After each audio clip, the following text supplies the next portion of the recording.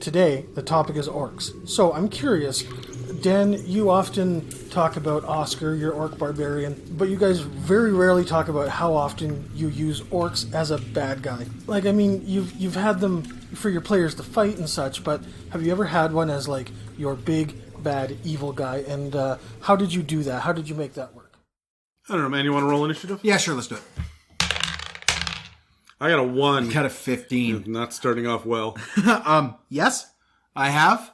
My big thing with orcs is you have to use them early for them to have their true impact. So, they're always a threat. Maybe not necessarily the main threat, but I have also had them been the masterminds behind everything. Usually that's when they're commanding goblin hordes, but I mean, that doesn't fit the lore so much anymore. Yeah, honestly, I've never used them as a big bad. I've never even used them as bad. I had them as an environmental hazard in one campaign to push my guys forward into the actual campaign. Yeah. I use them just to herd the party forward. But no, I find the lore is so rich, and most of my campaigns in the last 3 or 4 years have started off mid-tier 2, and I really want to play with orcs mid-tier 1 all the way up into tier 3. So until it's time to actually dig into the lore, I don't want to touch them. Okay. I just love what Fit Dead has to offer. Oh yeah, no, it's huge. It's a Mimic, the Roundtable Dungeons & Dragons discussion podcast, where you never know what you're going to get. Welcome to another episode in our conversation on mob mentalities, where we look at some of the hulking humanoids out there that can make up the enemy armies in Dungeons & Dragons. I'm Adam, and with me today, of course, as always, is Dan. Hi, Dan. Hi, Adam. And Dan's just spilled beer all over himself for a sound effect. Goddamn, that was not the way that was supposed to go. Anyway, this episode is called Orc Hordes. Orc Horde or Hordely Orcin. God damn it, Adam. I knew I would need a beer for this one. Yeah, so we've reached out to our army of friends and allies to help us break down what an Orc Horde looks like in 5th edition.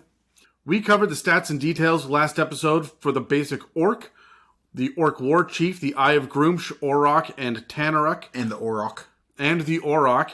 And now we're covering 5 more Orcish entries from the published 5e material, specifically though from Volo's Guide to Monsters. You can also check out our 15th episode from way back when we were noobs at this called Orcs, the Sword and Board Horde, where we covered orcs by the broad strokes and discussed fun inspiration ideas with Terry back then. So we spoke last time about kind of what orc life was, and we talked about the basic orc and a lot about the leadership as well, but this time we're going to dig a little bit more into the daily life and kind of the mentality behind them. Sure. Orcs are known as Fearsome Warriors, and considering that the average stats for a commoner is 10 across the board, the standard strength 16, dex 12, and con 16 of the average orc is downright devastating in one-on-one combat. The basic idea as well is that an orc is as good as any 2-player characters. It's no wonder then that orcs believe in their might makes right tactics. Their beliefs in their pantheon also supports this, and orcs completely believe that their gods are invincible. This is the lens through which they see the world. The strong survive. In nature, in war, in contests and trials, the strong survive. But the unique thing about orcs, as opposed to the other strength-based races in D&D like Goliaths and Bugbears and Minotaurs, is that the orcs have an inherent fear built into their religion. Mm-hmm. They don't worship and revere their gods like others do. They fear and appease them. When they do their god's bidding, it is simply to avoid punishment and consequence. And because their gods are savage and brutal, orcs are savage and brutal. Yeah, that shit flows downhill for sure. Now, and it really does. It goes from orcs to the war chief to the random orc to the slave. Yeah, all the way down. Yeah. Now, it really does feel like an orc raised outside orc society would be a very, very different individual. They give that impression heavily in the lore as well, where, I mean, a lot of the stat blocks you see, orcs are chaotic evil, but when you're reading the lore of them, they feel more neutral. And they often say things like, orc raised in a civilized Human society, for example, is probably got that aggression. They're a little bit more aggressive in your face, but they're not malicious. They're not evil. No, as a matter of fact, Grooms feels chaotic. Yeah.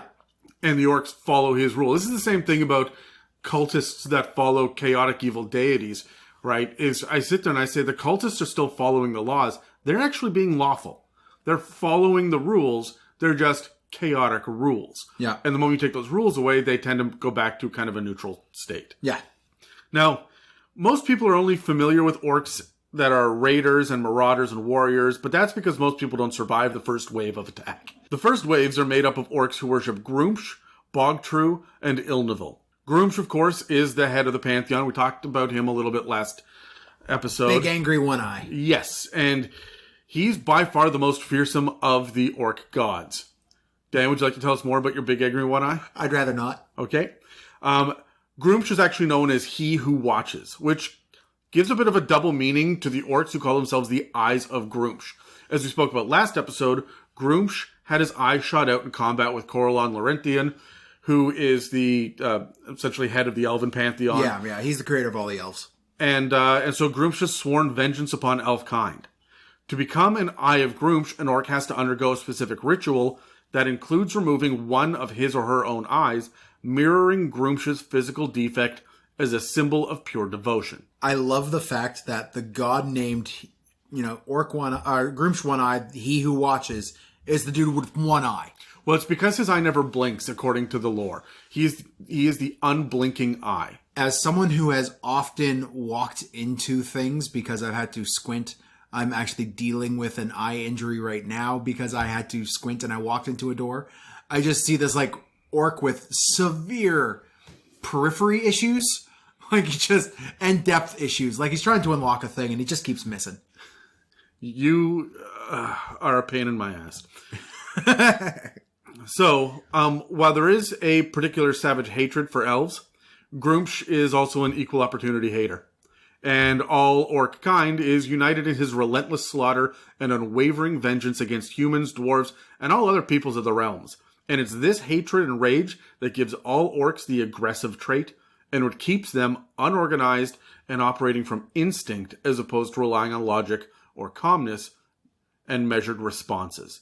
Now, leaders and orc chiefs, they wield savagery and viciousness as a way to keep their horde in line, much the same way that Grooms does. Yeah. So, as you're saying, shit rolls downhill on this.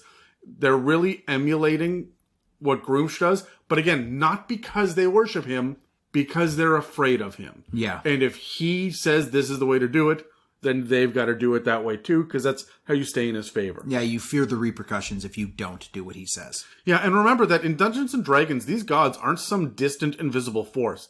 They are proven beings that can, have, and will interact with mortals on the material plane. These threats aren't necessarily empty, even though they might be distant.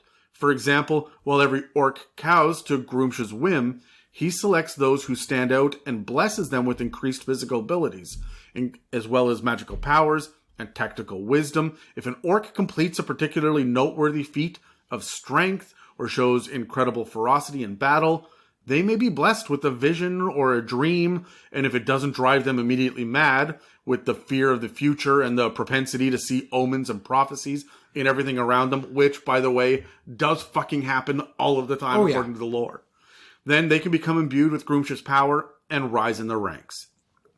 To become an Eye of Grooms is considered the highest honor, and Grooms blesses both them and whatever weapon they wield.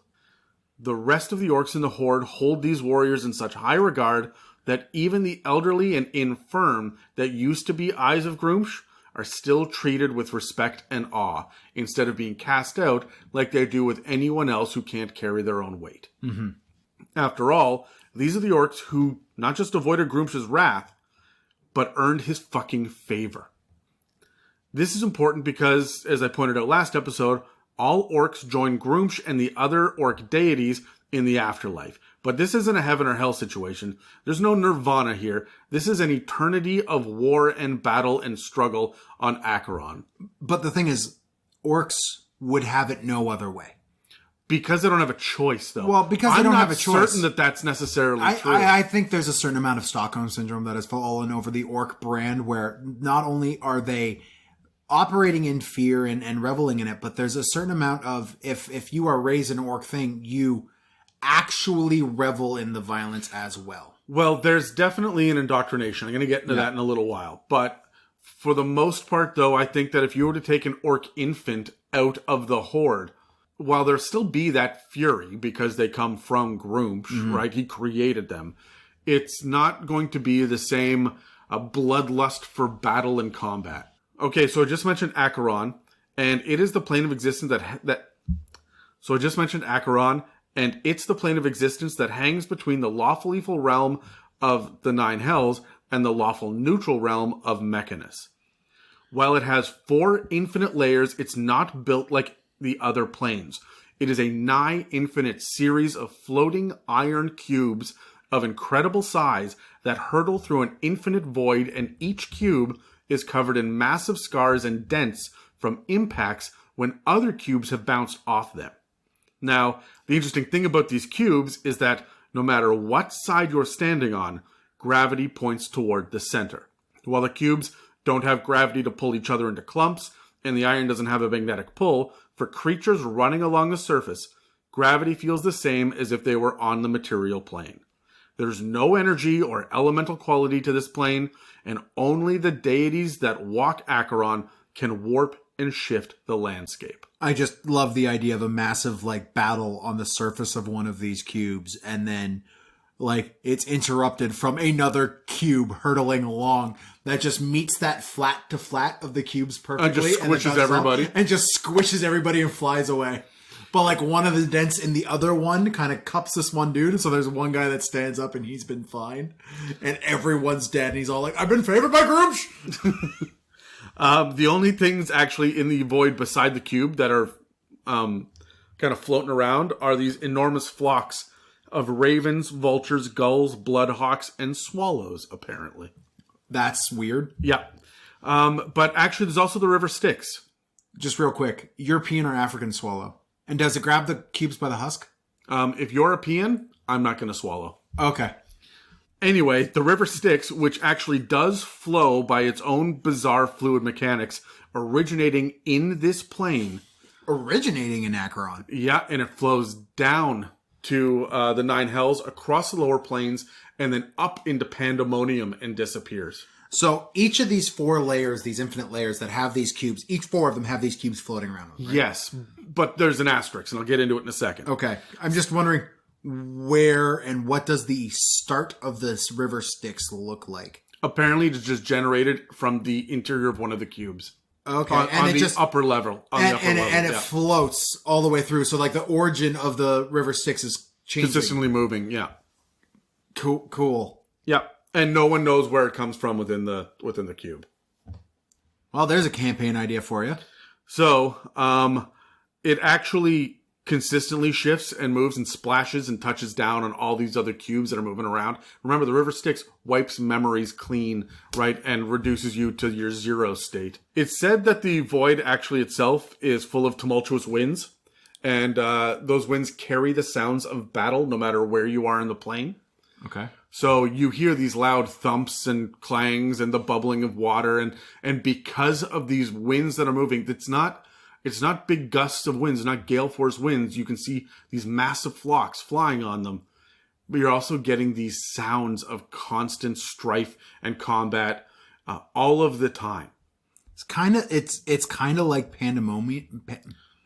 Pandemonium is very similar to it, except Pandemonium is, I believe, a series of tunnels, and the entire realm itself is made of bedrock or something like that. Maybe I'm thinking, there's one that is just like a barren landscape of just hyper-moving wind and howling. No, that's Pandemonium, but the landscape is the under the surface. Yeah, it's just all the tunnels are yeah. full of wind and howling. Yeah, okay. So just really quickly, I'm going to go through Acheron.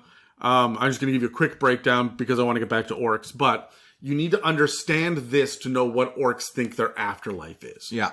Okay, so the bottom layer of Acheron is known as the Blade Storm because among the cubes are shard-like chunks of black ice with razor-sharp edges.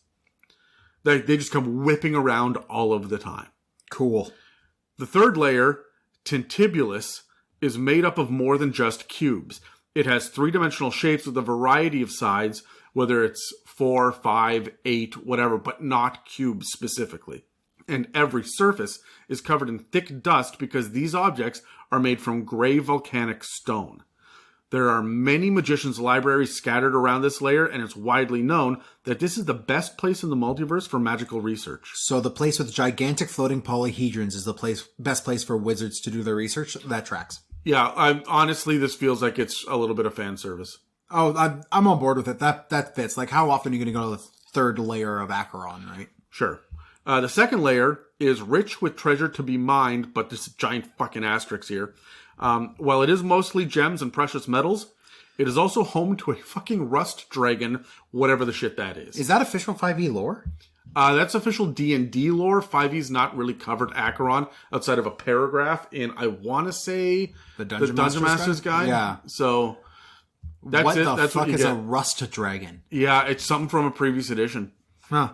The reason that this area is so rich in these resources is because it is the universal junkyard of battle, where all the refuse from wars across the plains appears inside these massive hollow cubes where it slowly turns to stone. Everything on this layer of Acheron will eventually petrify, even people, and the labyrinths and mines that lead down into these treasure troves of legendary weapons and war machines is full of visitors who overstayed their welcome and turned to stone. Huh. They say that in the lore, intelligent, smart visitors won't stay longer than 29 days.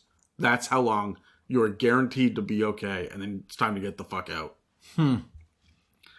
So, as a side note, also, I noticed that this is the realm where the steel predators are said to have originated, which I guess makes sense thematically, because Modrons are known to have secret mines in all three of these lower layers of Acheron, and the inhabitants of Mechanus often explore these layers for resources, which is how they keep building these massive gears. That makes sense, in Mechanus, right? So, yeah, they just go mine the battlefields for more steel to make a planet-sized gear. it's not even mining the battlefields, right? It's just if you lose your sword on a battlefield that is never to be seen again, it's because it somehow magically ended up inside one of these gigantic cubes in Acheron. Okay.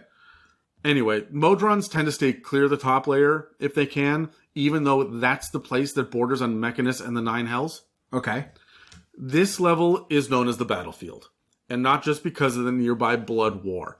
This top layer is where Grooms and his pantheon live, and also where they fight Maglubiet, the god of goblinoids.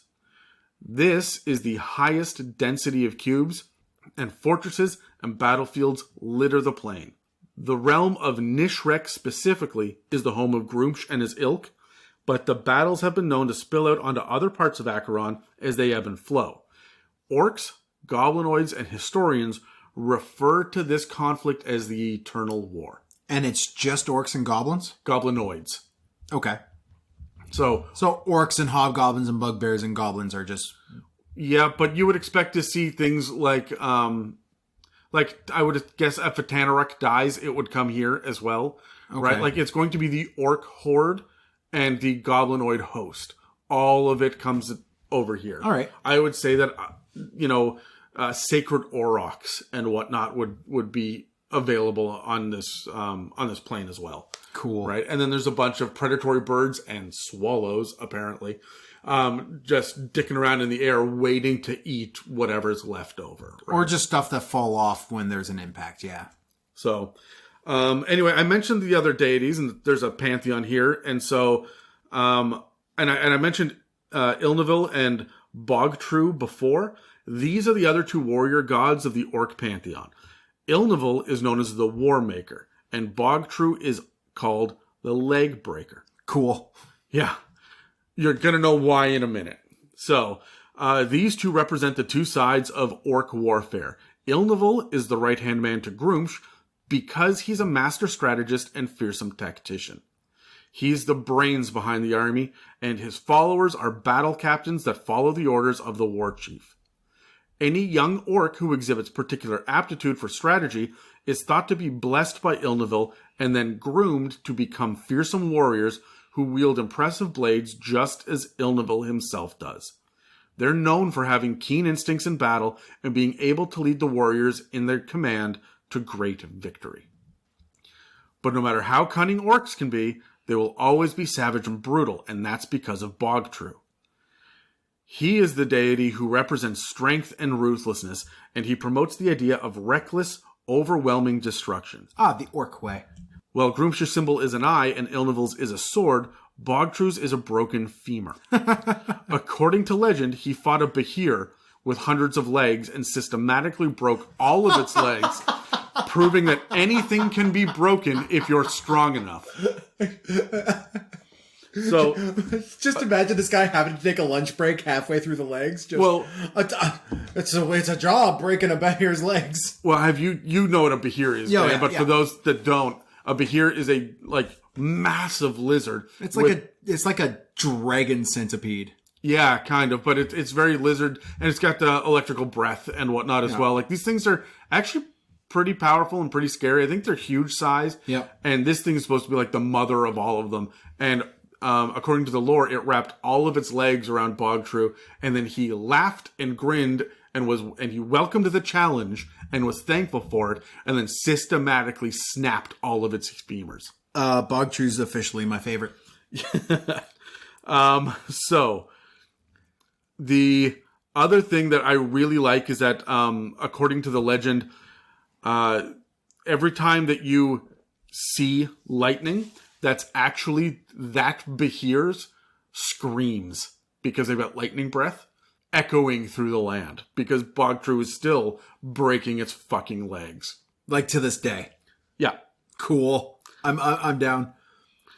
So, you can see where this idea of strength couples with cruelty in an orc's mind, right? Yep. And most orcs that an adventurer might meet away from the horde are young orcs who are out in the world trying to prove the ferocity and strength. Now, last episode, Dave talked to us about battle bulls that orcs ride called aurochs. Bogtrue is also the god of aurochs because he's been known to ride a massive bull into battle. As you can imagine, orcs are only interested in the most brutal of these creatures, so while they are unaligned, they're also ferocious. One of my favorite pieces of trivia about orcs is that they hold aurochs as sacred, and much like Hindu people do, they refrain from eating the flesh of their sacred bovines. That's really cool. I actually really like that flavor to it because Yeah. you would always think like maybe there's a herd of aurochs following them for cattle. Yeah. But no, man, they're mounts. They're respected warriors that are part of the horde. yeah, right.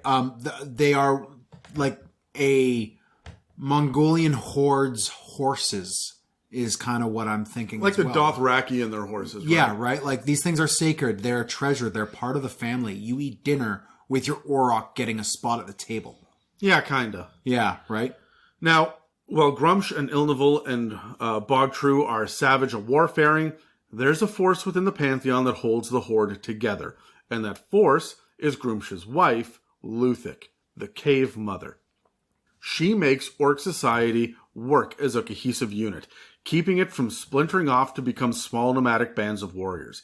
She encourages her followers to use superstition, omens, and traditions to promote fear and force in the brood while they huddle around the warmth of fires deep in the caves where they raise their young. But while she is more organized and nurturing, there is very little that you might call maternal.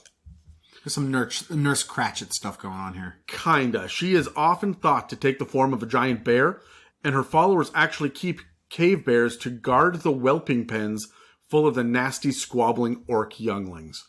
Orclings? I'm going to call them orclings. I like the idea of younglings. Orclings sound... Younglings sound like Anakin Skywalker's about to kill them. That's fair, but orcling sounds like the sound a river makes trickling down a hill. Orcling? Yeah. Anyway, the worshippers of Luthic... Tangent! Those who worship Luthic are unique and a little bit strange. They act as crafters of crude weapons, engineers of basic items and fixers, diggers of tunnels, and builders of war wagons and basic structures. Am I a worshiper of Luthic? Kinda. But the primary focus is on keeping the young safe when they are raised to be future warriors. Luthic sees the big picture, and so do her followers. And I do mean the big picture. She understands that the goblinoid armies on Acheron are numerous, and it's her that urges massive population growth and prolific reproduction among the orcs. We've said a couple of times on this podcast that orcs, dragons, and humans are the big breeders in D&D. They will breed with anything, and they can breed with anything. Yeah. Half orcs are common across. It's not just half human, half orc. An orc will breed with anything, and it becomes a half orc, right? Yeah. So that is because of Luthic and her mentality. For her, it's not just about the battles of the material plane. It's about the cosmic battle. This might be why her followers are in charge of daily life, but don't seem too interested in creature comforts. After all, this is just the proving ground before moving on to a more important battle. It's said that Maglubiet has never faced an enemy as protective and ferocious as Luthic, and that she yearns for the opportunity to take the field and claw Maglubiet's eyes out. Her signature claws have even inspired her followers to grow long claws and paint them black like Luthic's. Cool. Yeah, she rewards them by making their nails strong and tough, seeming like iron. Seriously, don't underestimate her. It's commonly thought that when the dust settles on Acheron and the war is over, Luthic is going to be the last god standing. She kind of embodies that collective orc mentality, whereas like Grooms is the conquest. I see him. Bogtrue is the savagery, and Ilneval is the cunning. Like I would say the Grooms is the fury more than the conquest. Yeah. He's the aggressive. Like this is something that I think translates across not even just editions, but also just iterations of orcs in different intellectual properties throughout our world. Like you have our orcs here in D&D 5e are cunning and brutal, and orcs in 40k, that's their whole thing. Their two gods, Mork and Gork, are about I hate that. Being cunning but brutal, or brutal but cunning, and that's what they're about. And like you see that all the way through. You get that in right? Dragonlance. You get that in Greyhawk. You get that like Eberron does it differently, and they're about the only one I know that does. Even Lord of the Rings does orcs that way, right? Well, yeah. I mean, their orcs are brutal, but they're also very intelligent. They're not just they're goblins. Yeah. You just really don't like goblins. You use them as freaking... They're fodder. And they've always been fodder. It's very hard for me to cross that line. And I've wanted to play a hobgoblin character for this reason. To kind of bridge that gap. But to understand hobgoblins is strategic and unifying. And they are the legion, right? I have trouble reaching that point. Because I then go, yeah, they're still goblins, though. But they're really not. And I intellectually, I know that. But whenever I see, like... You fall back on your old tropes. I want to put a little bit of that... I don't want to say silliness into a hobgoblin horde, or a hobgoblin legion. Like, there's their discipline and their regimented, and I don't even put that into just the goblins. I mean, we're off topic here, but I don't even do that. Look, let's put a pin in this until next episode when we start tackling the goblins. Okay, fine.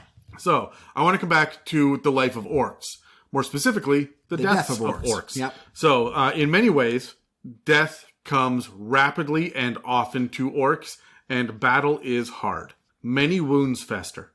And the god Yurtrus, known as the White Hand, thank you, Saruman, nurtures those with the most disgusting and debilitating diseases. He focuses on the balance of life and death and keeps these poor orcs as virulent and contagious as possible, while still able to be mobile warriors. And the guy that walks into the bar and is like, hey guys, I got the clap. Who's next? Pretty much. Yikes. This, ladies and gentlemen, is where biological warfare enters D&D. You see, Yurtrus pushes these infected bastards out into the world, often under the cover of early morning fog, to rush into the enemy lines and spread diseases and affliction to everyone they can. Just because you're dying doesn't mean that you can't kill your enemies. You see, Yurtrus himself is covered in rot and oozing pustules, except for his pristine and pure white hands, hence the nickname, the White Hand. So, I guess it pays to wash your hands. It's a COVID time. I have a question.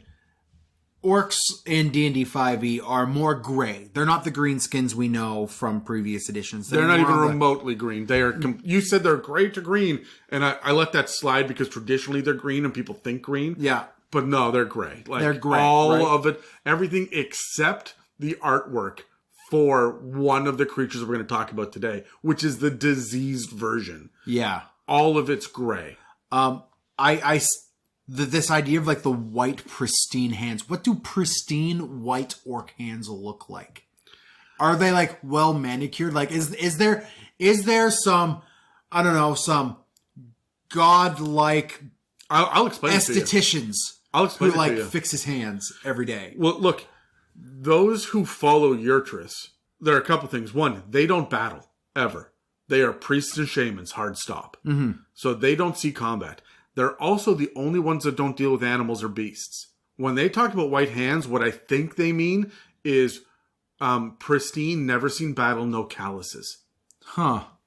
These will be the soft hands because these are death worshippers and priests and shamans. And keep that in mind as I keep going. Like it gets fucking weird, Dan. So Just shamans. Shamans? It's shaman, not shaman. It's shaman. No, it's shaman. It's a shaman. Oh God, we're gonna have a fight. This is the one. This is thing like someone. No, this is like someone saying foyer. I want to punch you. It's foyer. All right, so If you're American and you're listening to this and you say foyer, you're wrong. It's foyer. I'll die on this hill. well, hurry up then. So back to Yurtrus. Sure, I have one more thing. Of course you do. I see Yurtrus and Ilneval working closely together. You're totally wrong. Well, here's why. Ilneval's going to be the guy with the catapults. Yurtrus is going to be the guy loading his diseased buddies into the catapults and sending them over the walls into the enemy territory. I feel like it's the Eye of Grooms that's going to be loading the catapults. Sure, yeah. Because they're back row. Those that worship Ilneval are front row fighters. They're the first ones into combat. Well, that's why I'm saying, like, load these worshippers onto a catapult and launch them over the walls. All right, hold on. So you need to understand something about these. The worshippers are not the ones with diseases. The worshippers are the priests and shamans. There you go. You fuck nugget. So, because what they do is they get all of these people that are diseased. These are regular orcs that are then brought into their care. Yeah. And then what they do is they promote the disease within these regular orcs who want to go out and do damage. And they say, wait, hold on. We'll keep you just alive enough to still be useful as we make you sicker and sicker and sicker. This is horror. It's pure body horror. I love the idea of like a big burly ass orc with a plague doctor mask. Yeah, kind of, except that it said that Yurtrus doesn't have a mouth, and that this represents the silence of death that will envelop even the hardiest of warriors.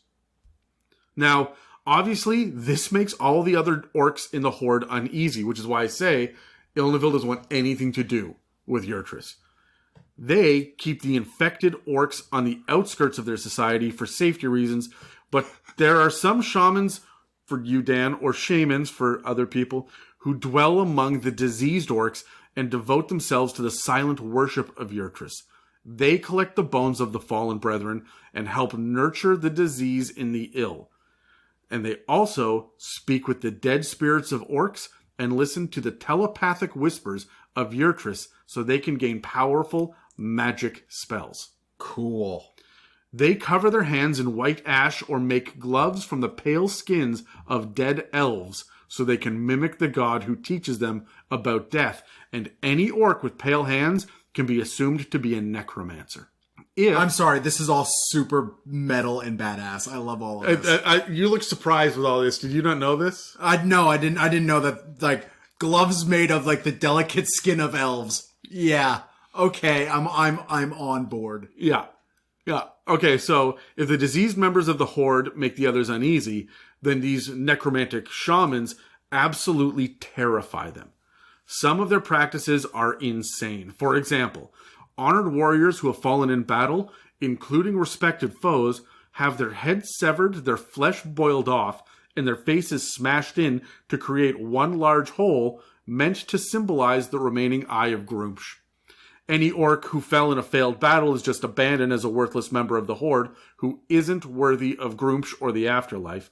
But those who die of old age are watched over by these shamans in their final days, and their bones are cleaned and used to build furnishings and structures in the shrines to Yurtrus. Can you imagine a campaign based around coming into like an abandoned orc camp?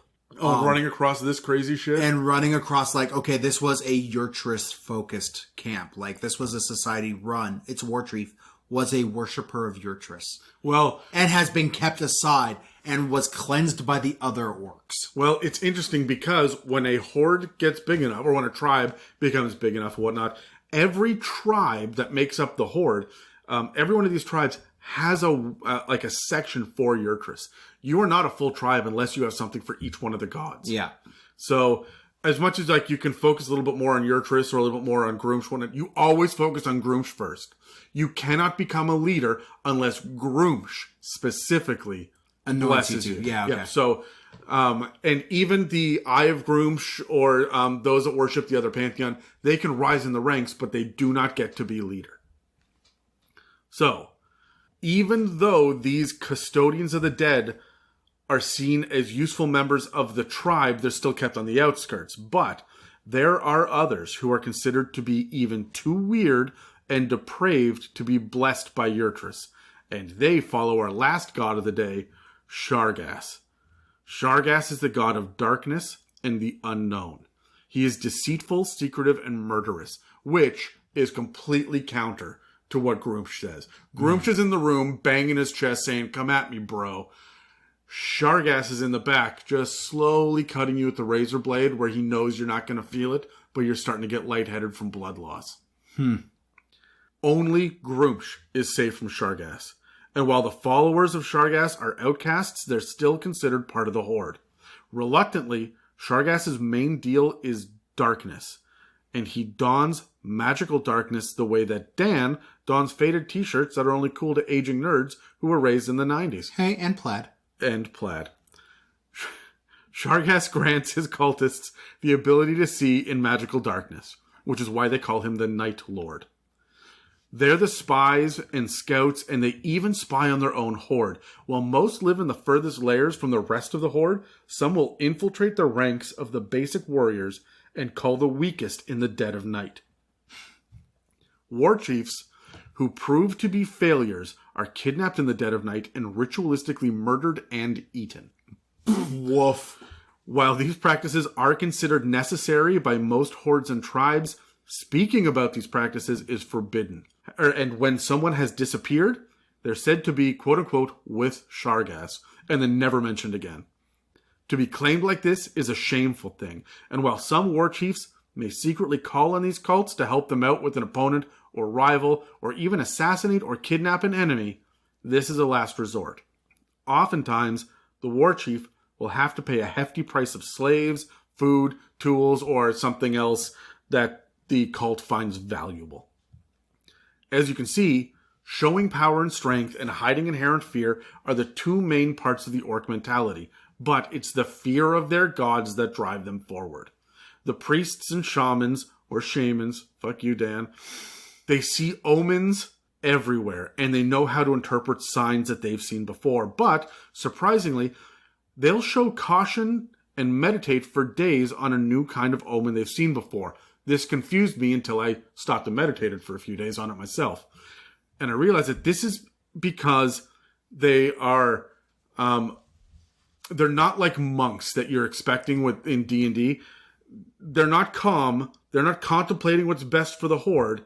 This is because they fear retribution for leading others in the wrong direction due to misinterpretation of the omens. Oh my goodness. So, like, they'd be sitting there like, ah, crap, there's a new omen. Okay, we have to gut All of the firstborns need to be gutted. Well, no. Now, gather them all, now. No. And then someone else will say, well, wait a minute, what if it means this?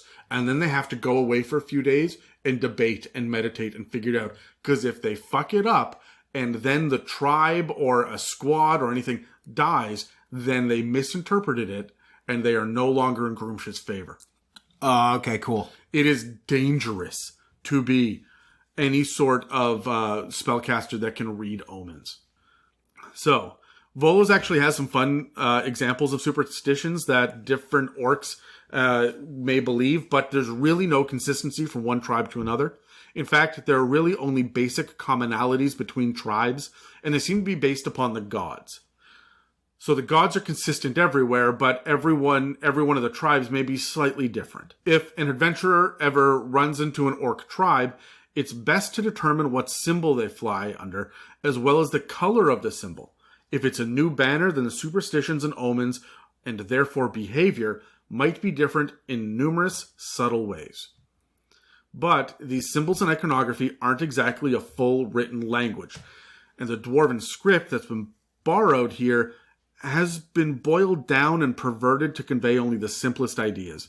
Go left, trap here, beware, and good hunting. These are signs that would be left behind.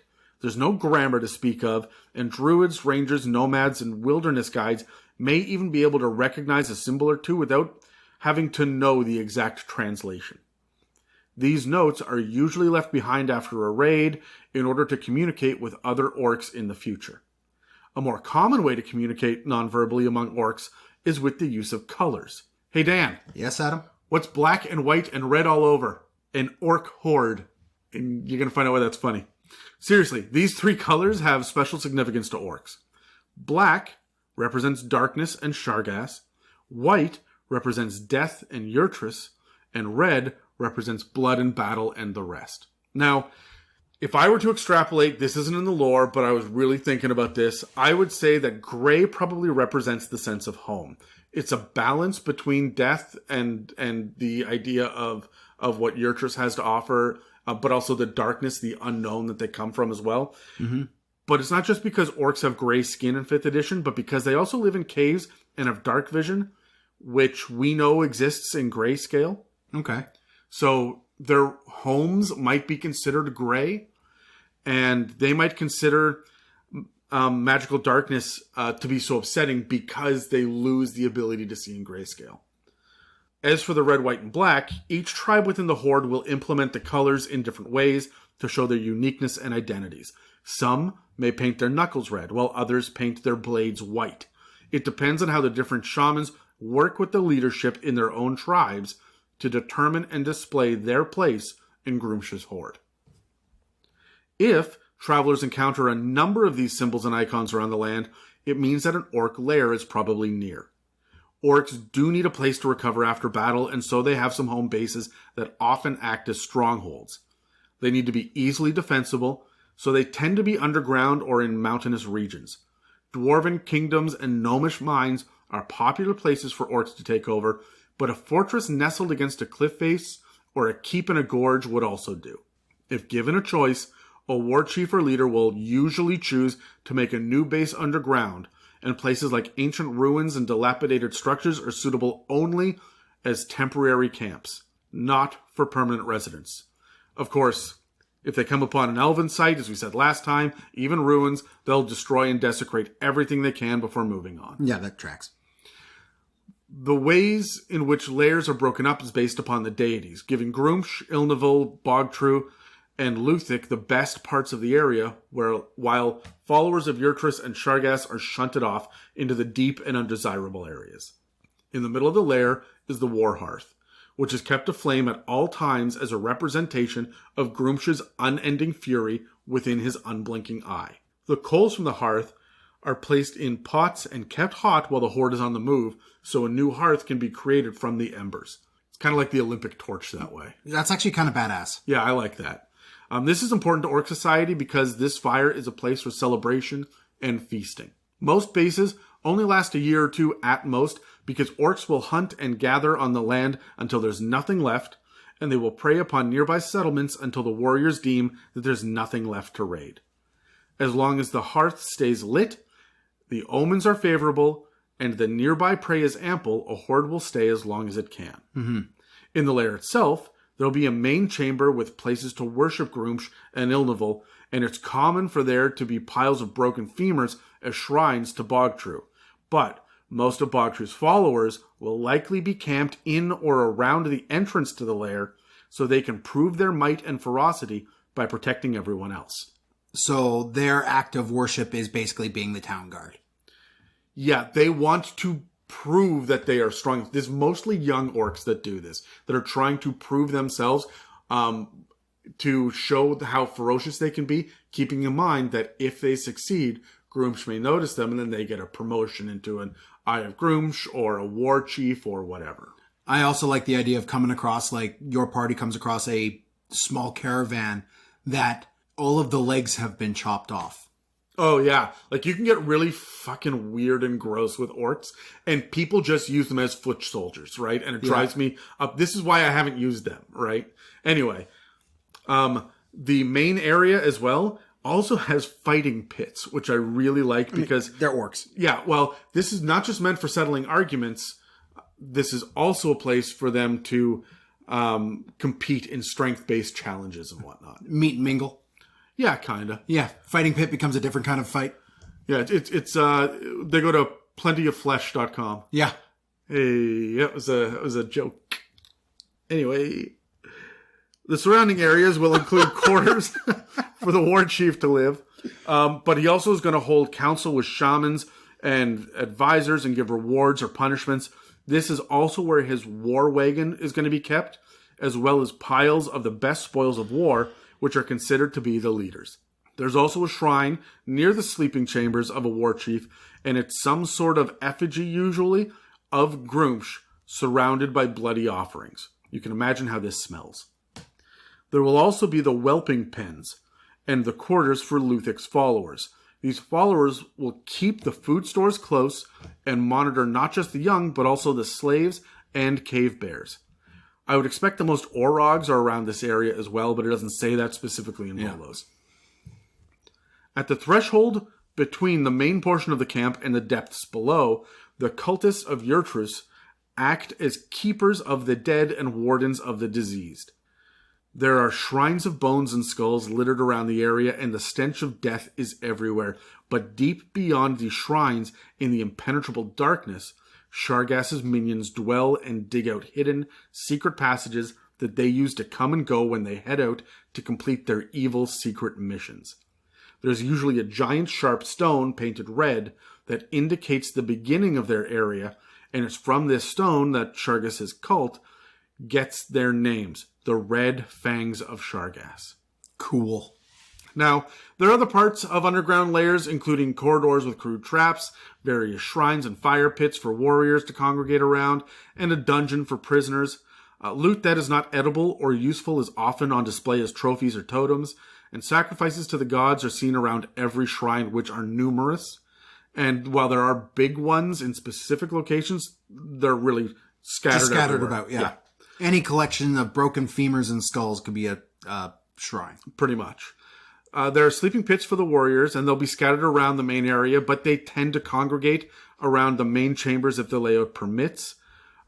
Orcs will obviously need somewhere to keep their aurochs, and that will be near the entrance, and captured livestock will be kept nearby as well, while the cave bears will be cared for by Luthic's followers in the innermost chambers. The only other creatures found in an orc lair are giant bats, whom Shargass's followers train and ride as mounts. These giant bats will be kept near secret cracks in mountainsides and cliffs, so the assassins can come and go without anyone noticing. So, now between these two episodes, everyone should have a good understanding of orc society, as well as the pantheon, mentalities, tactics, beasts, and allies and lairs. The last thing I always do, though, when designing a constant threat or enemy force, is name the enemy. Yeah. So last episode we spoke briefly about the guttural noises that orcs use for names and stuff, and this lines up with the brutish sounds of their language. The naming conventions are pretty standard, with most female names ending in a vowel sound, which seems to be standard across every race in D&D. There's nothing that really shocks me on that, which is kind of shitty. Like, I like variety there, but Volos gives us some fun options. Male names are things like Grutok, Jarok, and Abzug, while female names are generally slightly softer, like Onka, Sutha, Niga, and Engong. Now, most of the epithets that orcs have are well-earned because these honorific titles are given by other orcs. Cool. Things like Skin Flayer and Eye Gouger. You can have Shugog Elf Butcher, Mugrub the Brutal, and Mobad Skin Flayer. But these seem to be battle names. What about non-combatants? Are the epithets things that young orcs try to earn? Do you think that there's ironic names in orc society, like the big guy's named Tiny? Right? Like, how do you feel about this, Dan, about the naming convention? I don't think orcs are smart enough to have irony or metaphor in their naming convention. I think you're absolutely right. I think that they're totally blatant. Yeah, so like, if you have Tarbark the Boil. The well-endowed... Yeah, well, that's because he's got a massive... Boil. Yeah. Yeah. Just a gigantic, oozing... Pulsing, veiny, throbbing... Boil. That looks at you. He who watches. Anyway. But yeah, no, they're going to be very blatant and on the nose with it. Better not be on your nose, man. What are you doing down there? Boil's just their face. Anyways, I have nothing else to add. No, you got totally distracted. You got sidelined by that big, pulsing, throbbing, hot boil. Yeah. I think that getting a name has got to be a rite of passage for the young orcs as well. Okay, this is going to be maybe a bit of a tangent, but it's tangentially aligned, is deaf culture and deaf society in our world right now. Everybody has a name, right? And like, my name's Dan, your name's Adam. And until another member of the deaf community gives you your deaf name, whenever you're naming yourself to somebody, when you're introducing yourself, you spell out your name and sign until you get your quote unquote deaf name, which is given to you by a member of that community. Is it? What is it? What is a deaf name? Like, is it just like, oh, your name's Robert now? No. So a deaf name, because the language is, of course, signing. It's given to you as a way to signify your personality and everything else in just a single sign. And it often can change within deaf society as well. So like my son, his name's Connor, and his deaf name is a C that like chomps, because for a long time Connor just ate everything and just chewed on everything. Well, he's your kid, Dan. His legit deaf name was a C that chomped. Looked like Pac-Man, basically. Right? That's cool. Right? And it's stuff like that. So I've got my own deaf name. What is it? Mine is the letter D up to your ear, because I have gauged ears. Oh, gauged ears. That's really not where I thought you were going with that. Yeah. So well my done. name is Dan. It does start with a D, Adam. I'm not talking about, other words that start with Boils. D. Boils. Yeah. That's really cool. I didn't know that about Deaf Society. That's fun. And you don't get one until, and like, you can't make your own. No. Right? It's the same way in Orc Society as well. And it's the same way in Orc Society, right? Like, also my circle of friends. Everybody gets a nickname. Uh-oh. Yep. Yeah. Be afraid. But like, I just imagine like this one guy is like, man, I really want to be known as, Elf Flayer. So he just intentionally like waits until other orcs are looking at him before he starts flaying the elf at the battlefield.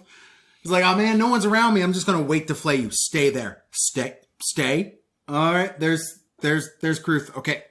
Starts flaying at that moment. Right? I really thought you said elf layer, and I'm like, these just laying elves. Just laying elves. Like shingles on his roof. Yes.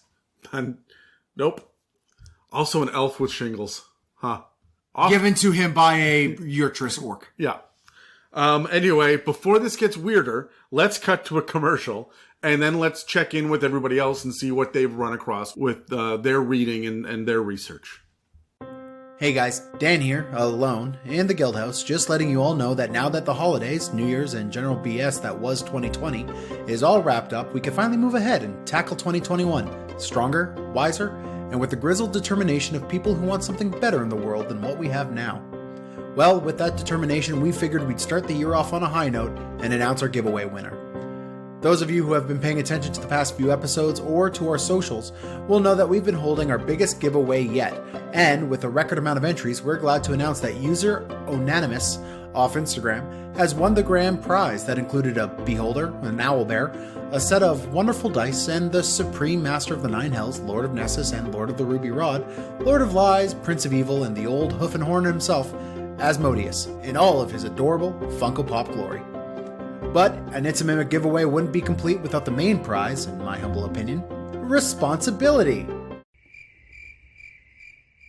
That's right, if you win one of our giveaways, you get the honor, nay the privilege, of ripping the reins of subject matter out of ours and, well, let's be honest, Adam's hands, and puppet us like the marionettes we are to make us talk about whatever the hell, in D&D of course, you want to hear us talk about. Well, at Anonymous and their entire gaming group have decided that the cacophonous noise they want to hear about is none other than the big birds to our fantasy Sesame Street, the Aarakocra. So, stay tuned to the channel as we ramp up to talk about these fantastic feathery duck heads. And congrats again to Alex at Onanimous. Anyways, back to the show. Man, it feels weird doing these spots without Adam. Oh, I know. Here's a bad pun. No, you're wrong, Dan. I like Batman. Doo-doo, poopy head, butt farts. That's better. Okay, so we're back, and there are lots of different kinds of gods in the Orc pantheon, even more than 5th edition has focused on. But let's now focus to the Orcs who devote their lives to the service of specific gods. Once again, like the Orcs we talked about in the last episode, every one of these Horde members are medium humanoids. They're all chaotic evil, and they all have a movement speed of 30 feet. Typical medium humanoid stuff. I think Terry is still in the planning stages of his expedition in Greyhawk, but I understand that he has some info on the least fortunate Horde member that we're discussing today. Let's shoot to Terry. Thanks again, Adam and Dan, for throwing it over to me. I'm still over here at the Green Dragon Inn just trying to get this adventuring party together. And let me tell you, with social distancing, trying to be a hands-on or an overly familiar team leader, as I've been called before, is not too easy. But less about my ongoing court case and more about the Orc Hand of Yurtrus, not your uterus, as I wrongly said earlier, but was quickly corrected. So an Orc Hand of Yurtrus, well, Yurtrus is the Orc god of death and disease, and I hope the internet is not screaming at me right now as I pronounce that incorrectly. Okay, a horrifying abomination covered in rot and infection, except for his perfect smooth white hands. This is what to expect from an Orc Hand of Yurtrus. These are Orc priests that oversee the line between life and death, and will typically be known for conducting rituals for orcs that have served their tribe well, to send them off to Grumpsh's realm once they've died. And so for that reason, they're going to be very highly respected amongst the orc tribe. Something interesting about that is that makes the reward of eternal life, or how good your life is going to be after death, somewhat subjective, right? It's up to the opinions of others as to whether or not that goes ahead. I thought that was an interesting dynamic to play with, and would probably cause quite a lot of pressure in orc life. But let's take a look at the stats of the Orc Hand of Yurtrus, and we can get a little deeper into it. So medium humanoid, orc, of course, chaotic evil. We're looking at a lower armor class here, armor class of 12. They wear hide armor. Hit points is going to be 4d8 plus 12. Standard speed, 30 feet. Looking at their stats here, Constitution is going to be fairly strong. We expect that from orcs. A higher wisdom as well at 14. That's a +2 modifier. And we're looking at a fairly average strength, intelligence, and dexterity. Their lowest stat coming in at 9 with a -1 modifier is going to be their charisma. Okay, so skills. Arcana, Intimidation, Medicine, Religion. All makes sense there. Arcana, Medicine, Religion, definitely. And Intimidation, sure, why not? Makes sense with them being orcs, and they're probably intimidating in their nature anyway, so it fits. That fits for me. Languages is interesting. Understands Common and Orc, but can't speak. For senses, we're seeing Dark Vision, 60 feet, and a Passive Perception, 12. a lower challenge rating here of 2, but I'm going to talk to you in a little bit about why you shouldn't be thrown off by that and expecting that a combat with these with the Orc hands of Yurtrus is going to be easy, because it's not. Their role as a support role that I would use them is going to make them very challenging, definitely. Okay, they're aggressive as well. So as a bonus action, this Orc can move up to its speed towards a hostile creature that it can see. For spellcasting, the Orc Hand of Yurtrus is a 4th level spellcaster. Spellcasting ability is Wisdom. Spell save DC will be 12. For cantrips, Guidance, Mending, Resistance, Thaumaturgy. Okay, I don't really have an issue with any of those, but let's move on to the other spells. Their 1st level spells, they get 4 slots. They get Bane, Detect Magic, Inflict Wounds, and Protection from Evil and Good. Bane, absolutely, because this person is at the back, they're terrifying, they're working a support role, and if you're concentrating Bane on your enemies, in this case the PCs, that fits perfectly fine for me. Bane, I think, is one of the most powerful 1st level spells that you can have in a combat situation, and as a PC on the receiving end of that, it is a nightmare, but that's because the spell is so good. But how about this? For 2nd level, 3 slots, Blindness, Deafness, Silence. This is why this particular Orc is so good, because Silence has a radius on it, and it can cover most of your party. And if you're combating a mob of Orcs, and now your spellcasting ability for verbal spells is being taken away from you, that is going to prove to be very challenging.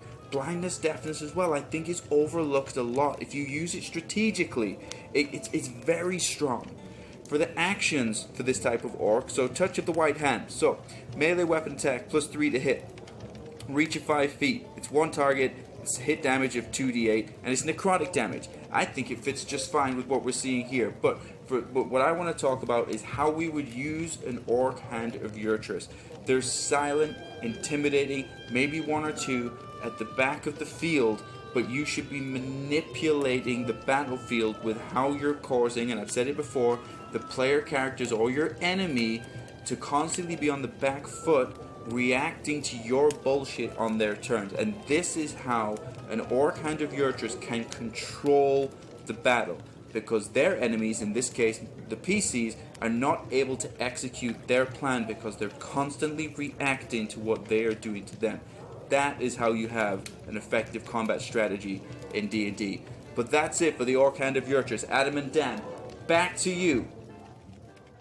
So the first takeaway I have is these guys, they can't speak, but they cast spells. Is this a Vow of Silence type thing, do you think?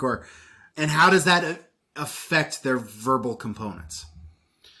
This has got to be a Vow of Silence. Like, they have to be able to speak. You're not born as a Hand of Yurtrus, right? Yeah. So at some point, you've got to just stop talking. That makes these guys really, really creepy, especially with all of the white that they're going to have. Mm-hmm. Like the white ash that they would use to cover their hands. And I assume that they would have just white markings all over their face and some sort of tribal markings and shit as well, right? Yeah. I almost see them like, because we've read that like those worshippers of Yurtrus cover themselves in this ash. They're also harvesting bones all the time, so I assume they got bone piercings everywhere. Everywhere. But like, well, not everywhere. No, everywhere. Yikes. These guys are moving throughout the battlefield or wherever they go throughout the Orc camp, and they are just I see a cloud of dust and ash pouring off of them, giving them this like ghastly, ghostly feel.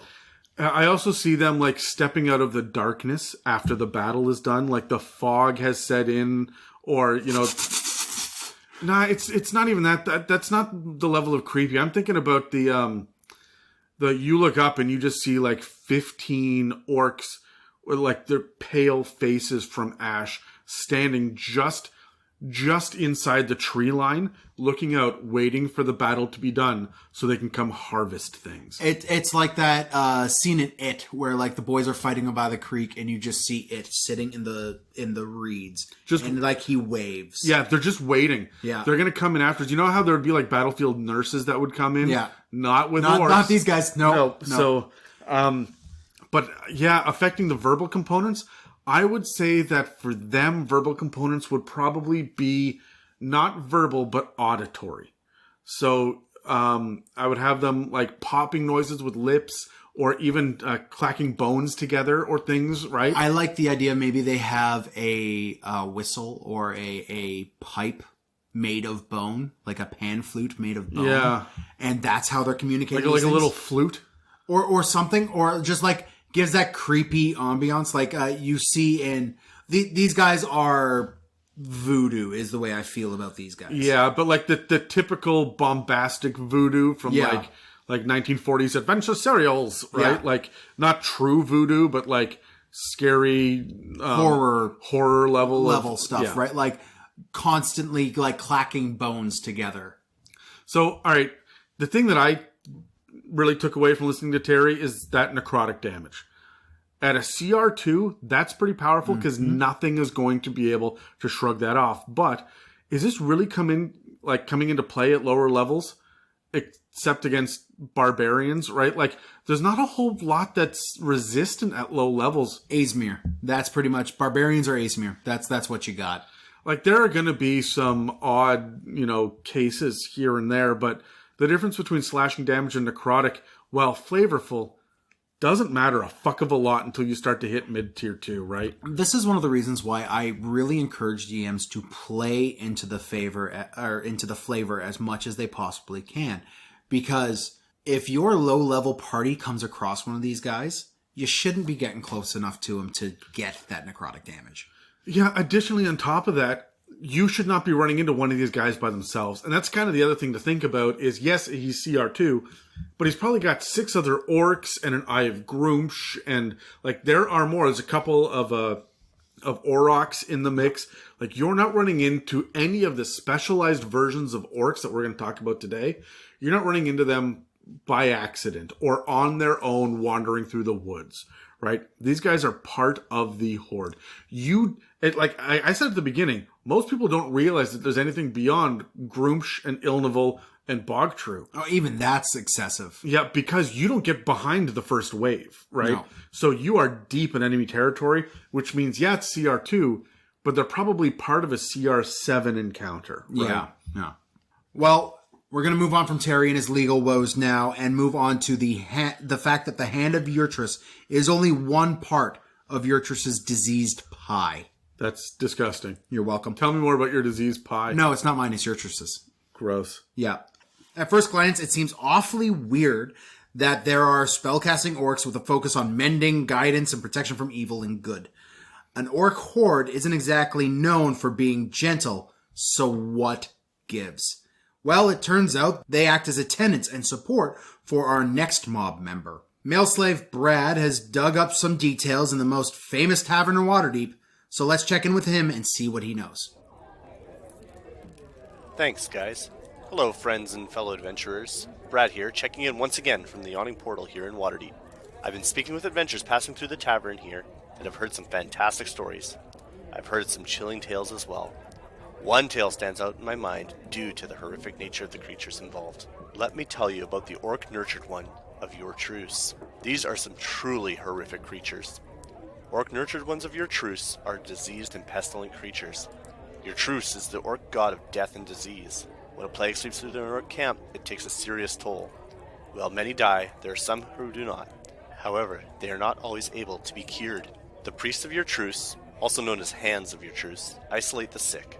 The survivors who they cannot cure are turned into weapons of war used to defend the tribe. When battle breaks out, it is common for nurtured ones of Yurtrus to be sent into the head of battle to sacrifice themselves and spread the disgusting blessing of Yurtrus to the enemy. These creatures are a horror to look upon, resembling an orc covered in pustules and cysts, glowing in a bright greenish color. The sight of such a creature may cause even the most seasoned adventurer to question whether or not that's where they want to be. Orc-nurtured ones of Yurtrus have a very low CR of only a half and an AC of only 9. They have a decent health pool though for their challenge rating. They're still orcs, which means they have a movement speed of 30 feet, dark vision, and they speak common and orc. Like their kin, they have the aggressive feature, which means that they can move up to their speed as a bonus action. Their diseased nature gives them the ability called Corrupted Carrier. When an orc-nurtured one of Yurtrus is killed, it explodes in a spray of pus and disease. Any creature within 10 feet will have to make a DC 13 Constitution saving throw, and takes 46 damage on a failure, or half of that on a success. A failure will also leave you with the poison condition. If you are poisoned by this effect, you cannot regain hit points by any means. You are allowed to save against this effect at the end of every one of your turns. Also, due to their diseased nature, Orc nurtured ones of Yurtrus have advantage on saving throws against poison and disease, which, as we all know, are two of Adam's favorite conditions.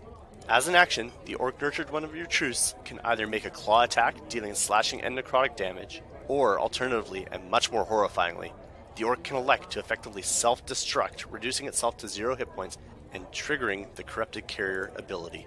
I don't know about you, but if I ever see one of these things, or worse, a swarm of these things heading my way, I'm keeping my distance. I don't want to see these creatures within 100 feet of me.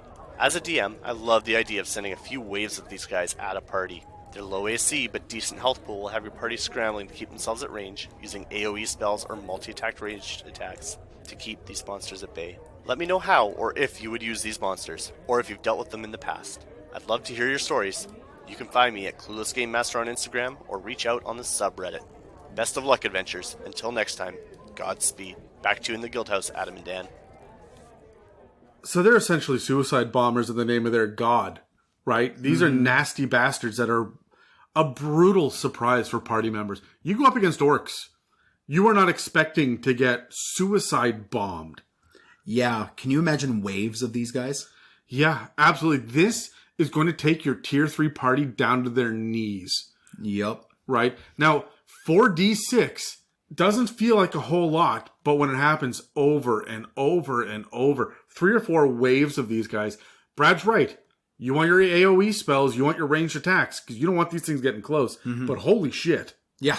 No, it can be pretty dang brutal.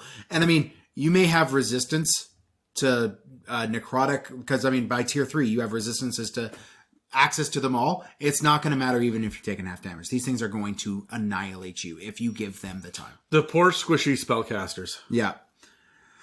Now, with the aggressive trait on top of all this, and the ability to trigger its own 46 splash damage attack, these guys can hit enemies 70 feet away from where they start with 14 poison damage.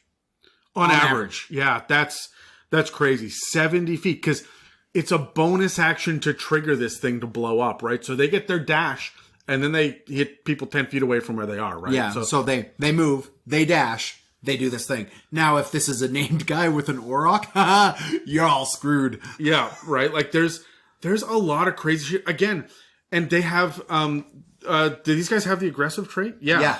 Right? So they're covering land quickly. They are coming at you, and you may see, and you can tell them, about 200 feet away, you can see a whole bunch of orcs covered in pustules and gross boils, and you can see them like dripping poisonous looking foul like liquids out of their pores and shit as these things come slavering forward. They're gonna think, it's some sort of zombie or whatnot, but these things are fast. These are your rage zombies.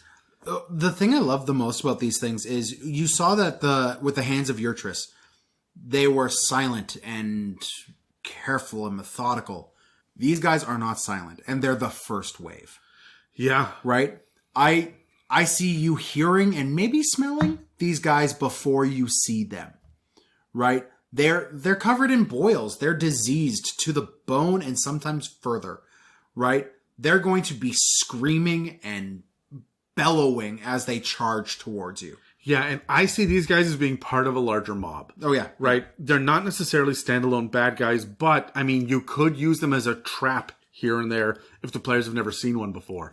Come up on a road and just there's this one, like, wreathing pustule in the middle of a road. I don't think you're going to run into these guys. Again, you don't know these things exist. The average person doesn't. You're going to find this inside the tunnels in an underground lair where they go, hey, you know what?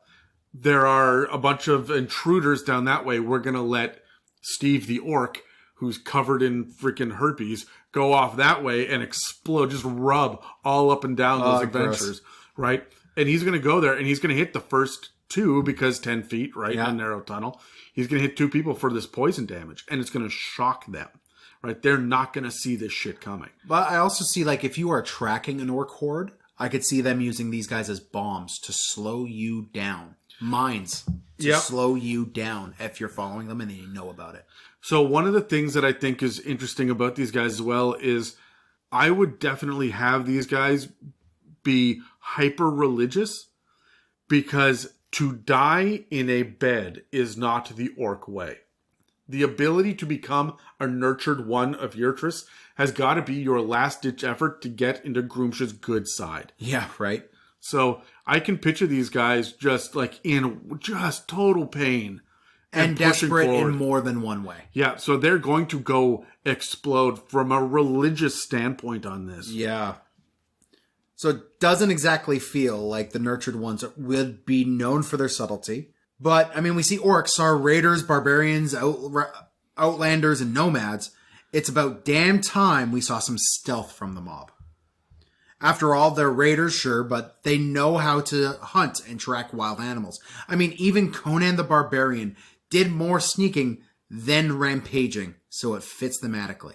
So let's jump over to a new voice, James, who's currently digging around in a mystical library deep in the Underdark. It's got some stone giant librarians and ghostly apparitions of previous patrons, whose essences reverberate through time and haunt the stacks of books and scrolls. James has been a part of our behind-the-scenes crew for a while now, and he was part of the team that got our YouTube channel up and running. For those of you who are patient, he's going to appear on a future episode of our Call of Cthulhu series. But for now, let's see what he has for us. Thank you, Dan and Adam. I'll be telling you guys more about the Orc Red Fang of Shargaas. Shargas is a deity of the Orc people who represents darkness and sneakiness, a god who hates all life that isn't Orc, the weaklings and the pariahs of Orc society. Those unfit to live with the tribe are the ones who crawl to him in the dark.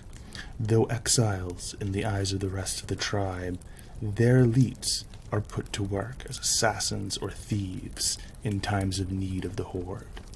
Orc Red Fang of Sargass has an AC of 15, 52 hit points, and a speed of 30 feet.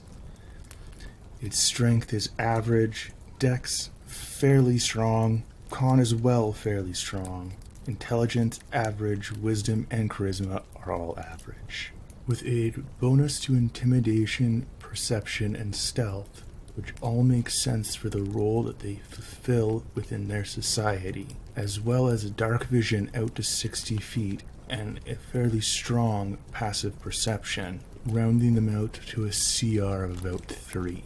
With the cunning action ability, allowing them to use disengage, dash, or the hide action, all with a bonus action, it makes them formidable opponents. They also have the Hand of Shargaas, which gives the orc the ability to take 2 extra damage die for any weapon attack. With the trace Shargaas Sight, magical darkness is no longer going to affect this creature. The Slayer trait also gives them an advantage in the first round of combat if they get to take their turn before another creature. If they do, it becomes an automatic critical hit on a successful hit. With its actions, it has the multi-attack ability to take 2 separate weapon attacks. Either a scimitar attack for 3d6 plus 3, or a ranged dart for 3d4 plus 3. They also have the Vigil of Shargaas, which allows them to cast darkness without material components. Wisdom is the spell saving ability. 1 or 2 of these creatures getting a jump on a party may put them into a massive world of hurt. But even low-level parties with high perception shouldn't have a major issue fighting 1 or 2 of these. That'll be all from me for now. From the Stone Library of Graven Hollow, this is James, signing out. Back to you, Adam and Dan. So the Veil of Shargaas ability really strikes home with the idea that this creature is a stealthy assassin of the shadows.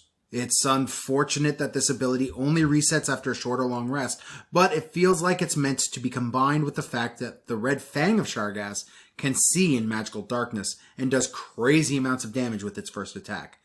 This here's an ambusher. Absolutely. It is setting up darkness so that your guys are going to walk in, and when their torches don't peer through it and the elves can't see through it and all that crazy stupid shit that, you know... All but 2 classes in the game can see through? Or 2 races in the game can see through? Yeah, pretty much, right? And all of a sudden they're in the dark, so they're going, oh, something's fucky here, and they're looking around, and there is something fucky going on. Yeah. Right. Especially when combining a handful of these guys in the darkness, this can act as an incredible hit squad against even like tier 3 PCs. You can have 3 or 4 of these guys come out of the darkness, like, and they can see just fine, and nobody else can. And they're just going to come out of nowhere, silently, stealthy, creeping out, and hit the guy in front 4 times, and then fucking disappear again into the darkness, right? I would love to do this for a Warlock patron that has the ability to even see through magical darkness. Because you have your super squishy Warlock sitting there witnessing orcs coming through and murdering all of his party members.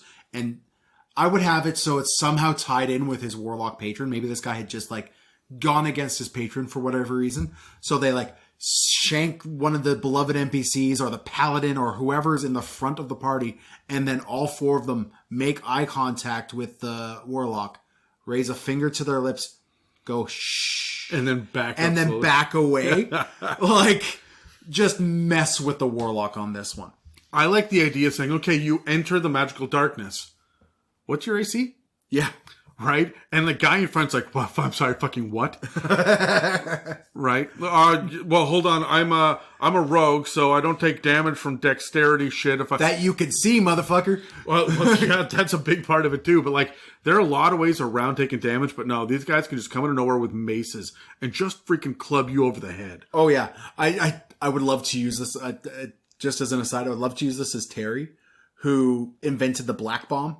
Oh yeah, right. Which is his signature move. His signature one move. person drops darkness, another one drops a fireball. Yeah, right. So I would love to see this played on Terry, just to see him. Okay, you walk into magic darkness, and his just spider sense flare up. It's just like, fuck. Speaking of spider, hold on. I'm thinking now about vertical movement and whatnot up and down walls. They would totally do this near a precipice. Wait for people to get close. Oh, grapple and move and let go. And they're orcs. They're big and beefy. They could do it. Yep, they've got the ability to sneak. I really, really like this for a way to separate the party or to drop your glass cannon, right? The wizard that does a lot of damage output but needs to be able to target it. Yeet him off a cliff first. Or just stab him 9 fucking times and let him go down. And then when the magical darkness drops, there you go. Magical drop is when you Magical hit him off the drop, cliff. yeah. That's I cast catapult, motherfucker. That happily goes, yeah! So, but no, when you drop the magical darkness and you just find that there are footprints in the dust and the sorcerer is bleeding out face down on the ground, right? That's a lot of fucking fun. Use this sparingly if you don't have a really good relationship. Yeah, but if you don't have a good relationship with your players as well, they're gonna feel targeted when you drop magical darkness on them, assassinate one character, and fuck off. Well, the other thing that you have to remember too is that these guys are in the depths, right, beyond the war chief's lair, beyond even Yurtrus, right? Like it's deep in the dark pits of the orc lair underground. So you're going to hit that red stone, that jagged red stone, and everyone's going to be walking up to it and like, oh, what does this mean? And that one orc they took, because they always leave one alive. They hobble them, right, and drag them along because every party's murder hobos. Yep. And they're like, oh, what does this mean? What's down there? And he's like, not even we go down there, man. I have no idea. There's something there in the darkness. Those guys, they're fucking crazy, right? And so, and the party was going to look at each other and be like, do we risk it? Should we go? And of course, one of them will say yes. And I mean, why not? We got to take out the orcs anyways, right? Exactly, right. We don't know if that's where our MacGuffin is. It's really interesting to me that we're getting a lot of societal flavor outside of things like rank or file or rank or title. Priests, dying orcs, sneaky assassins. I've been waiting for some sluggers that can stand shoulder to shoulder with the eyes of Grooms, the Orogs and the War Chiefs. It makes sense with orc society that if an orc was particularly strong or a fierce warrior, then they'd be up for the position of the leader, but it seems weird that we haven't seen more of these big, strong orcs. Well, Megan brings us the closest we're going to get with the entries from Volos, with the Blade of Ilneval. But even with its solid place on the battlefield, the 8d8 plus 24 hit points feels a little lacking, especially because they don't get much more than the standard kinds of orc traits, like Dark Vision, 30 foot of movement, and aggressive. As Megan knows, these guys have strong armor class, but the lore says these guys lead the charge, so you know that they're going to be a focus of attacks in round 1 of initiative. So, you know what? Let's let Megan tell us what's going on. Thanks, Dan Adam. So yeah, Megan here, again, still in Barovia. I feel like I haven't seen the sun in like a week. I feel like I'm developing dark vision. I feel like I'm actually better than a dragonborn at this point. So, kudos to me. Alright, so I've come across some more reading, so let me hit you with a quick history lesson. So, of course, when you think orcs, you consider Grumsh. Like, I hate that name, I hate how it's spelled, I hate how it sounds, but that's just me. But Grumsh needed a right-hand man, basically to control his armies, and that man was Ilneval.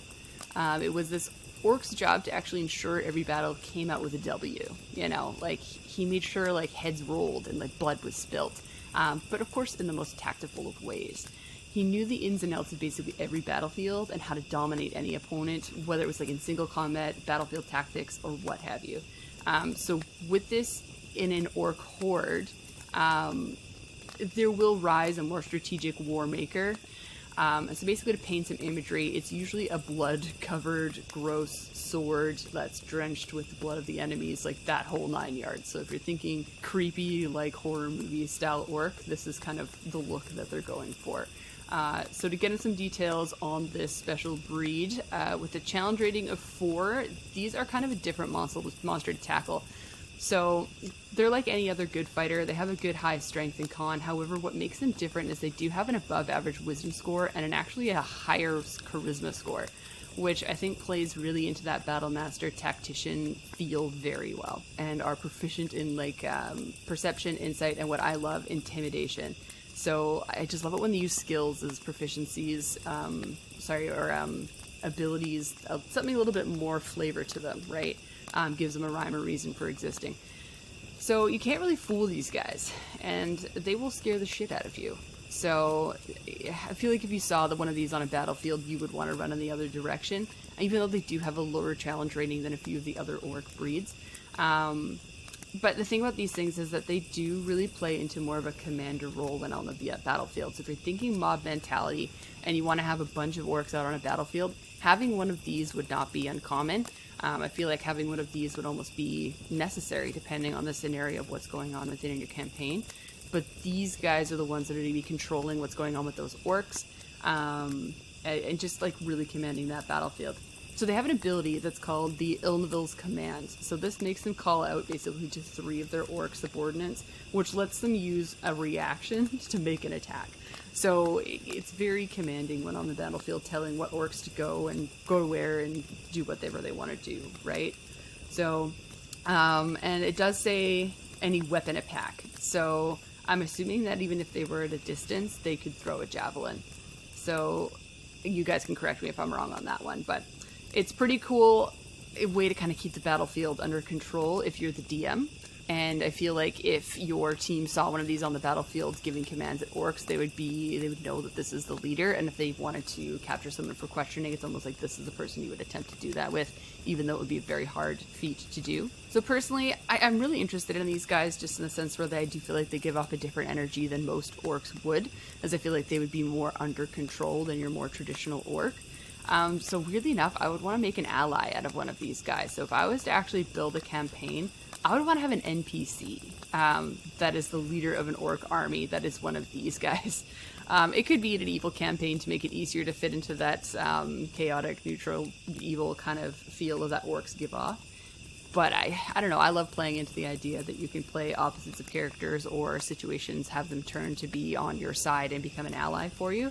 And have their own little orc army that's kind of assisting you in battle, and in fact will sometimes order you around if it forgets that it's not in command of its own army. I don't know. I just feel like there's a lot of different flavorful ways to use these guys. But yeah. Oh my gosh, what's that? Is that the sun? No, that's impossible. Okay, sorry, but guys, I've got to go. Check this out. So I'm gonna go and throw it back to you. Let me know what you think about having these gents on the battlefields, and whose side would you want to be on? All right, I'll be back. Bye. All right, so Ilneval's command is actually pretty fucking deadly, considering it recharges on a 4 to 6. Yikes. Not even a Dragon Breath does. No, the fact that it can be used as part of the multi-attack is crazy too. Just think, it gets 2 longsword or javelin attacks, each with an additional damage die, because Ilneval gives them that on all weapon attacks, and then all of its allies within 120 feet can immediately use their reaction to attack. And yes, Megan, you're absolutely right. You can use javelins for this reaction.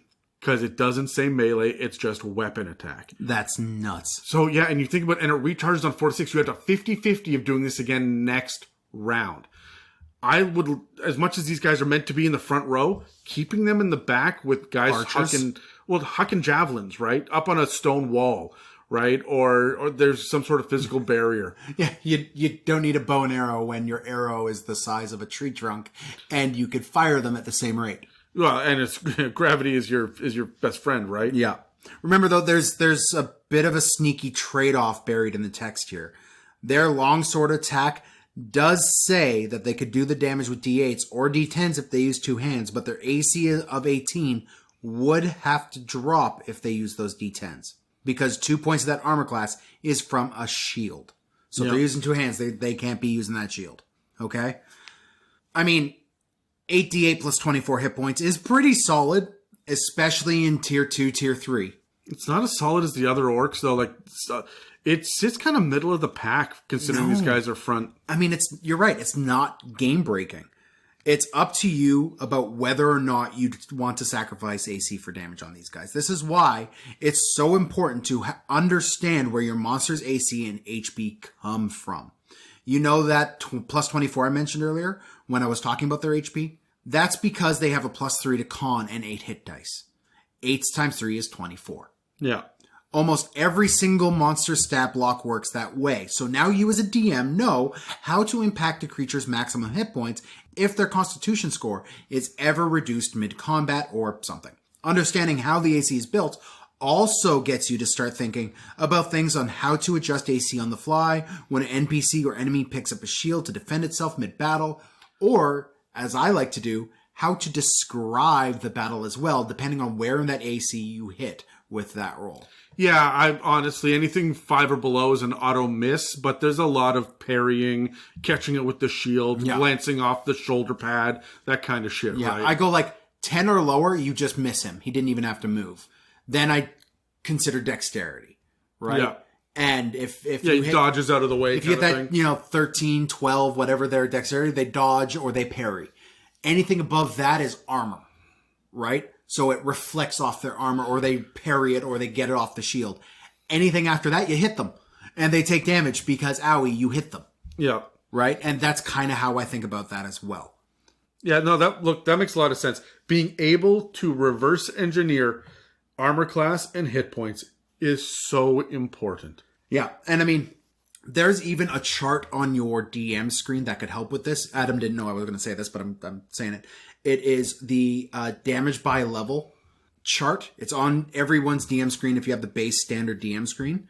And it feels a little low powered based off the levels, but it goes off tiers like we do here. Tier 1 is a certain amount, tier 2 is a certain amount, et cetera, et cetera, et cetera. And if you have to make up damage on the spot, this helps you. Because you could be like, well, my party's tier 4 and this guy's using this weapon I didn't know existed up until 10 minutes ago. I could use this chart. It's on your DM screen. Yeah, I don't often get surprised, but you know me, I'm a big prepper. You're a big prepper. I often do get surprised because I improvise myself into corners often. Yeah, I sit there and I look at what the expected average damage per round is, and I will actually change weapons as a result. Yeah. Like, these 3 guys have scimitars, but that guy's got a fucking great sword, so that guy first. Right? Yeah. So the last orc we have today is the most maternal I guess. I mean, quote unquote. Yeah, as maternal as an orc is going to get. We talked last episode about orogs, but there's another kind of orc that is implied to work closely with them. But there's no real information about how these members actually interact. I can't imagine that they're necessarily sitting around drinking tea together and shooting the shit. Yeah. It doesn't feel right. So anyways, let's just jump over to Dave, who tells us that he recently dug up some information on them, presumably while he was getting his weekly manicure. Hey guys, I'm still sitting in the Orc Hordes in Acheron, and I've been doing some more digging into these orcs on my quest to learn more about the Draconic Prophecy, and I came across this really interesting kind of orc, and they're called the Orc Claw of Luthic. Now, I'm not sure if you're familiar or not, but Luthic is Grooms' wife. Now, in order to be an Orc Claw of Luthic, you need to be a female orc, okay? These are the orcs that are kind of left behind at the stronghold to maintain things and keep things running while the war bands are out and raiding and so on. So the first thing you need to know about them is that they often grow their nails long and sharp and pointy, and they lacquer them over really good. So they paint their nails. It's a very interesting way that they make themselves appear. It's different than the rest. Now, these are some of Luthic's most powerful followers, and because of that, they are actually able to use some of her magic to cast spells. Now again, like I said, they're charged with the daily ins and outs of maintaining an orc stronghold. They're the ones that are going to raise the young, make sure that the whelps aren't messed with, and making sure everything is working well and running efficiently in the camp or stronghold, whatever you want to call it. Their AC is reasonable. It's about 14. They got a fair amount of hit points at 68 plus 18, and their speed is pretty standard, 30 feet. Their strength and dex and con and wisdom are all above average. They're quite good, and the intelligence charisma is average. So these are not your stupid average orcs. They're above average. They're quite powerful. In fact, they're a CR2. For skills, they get intimidation, medicine, and survival. Their dark vision's pretty good, 60 feet. They get the aggressive feature, like a regular orc does, which I'm sure you guys are familiar with by now. But in addition to that, they also get spellcasting. This kind of orc in particular is a 5th level spellcaster, and it has the following cleric spells prepared. For cantrips, it gets guidance, mending, resistance, and thaumaturgy. For 1st level, it gets bane, cure wounds, and guiding bolt. 2nd level is augury and warding bond, and 3rd level is bestow curse, create food and water. Now, they get their claw attack, which they can use as a multi-attack for 2 hits. Or they can actually make 4 claw attacks if they have fewer than half of their hit points remaining. These things are really cool. Now, I can see these creatures being more of like a stay-at-home defender. If you have a party of adventurers that's looking to make peace with an orc warband, maybe you're not going for the orc warband. Maybe you're not trying to talk to them. Maybe you're trying to go and talk to the Orc Claw of Luthic. If you can convince them that it's in their best interest to make peace or maybe move on or whatever, this could be an interesting backdoor to circumnavigate full-on battle with an Orc Horde. In addition, I like the idea of these guys being used as part of the Horde in an all-out, good versus evil battle, and these are like your frenzied berserkers, where when they get down to half their life, they get that extra little boost where they can make 2 additional hits for 4 attacks, which for a CR2 can be pretty powerful. Alright? But anyways, guys, that's all I got on these. I got to keep going. I got so much more research to do. So Adam, Dan, back to you.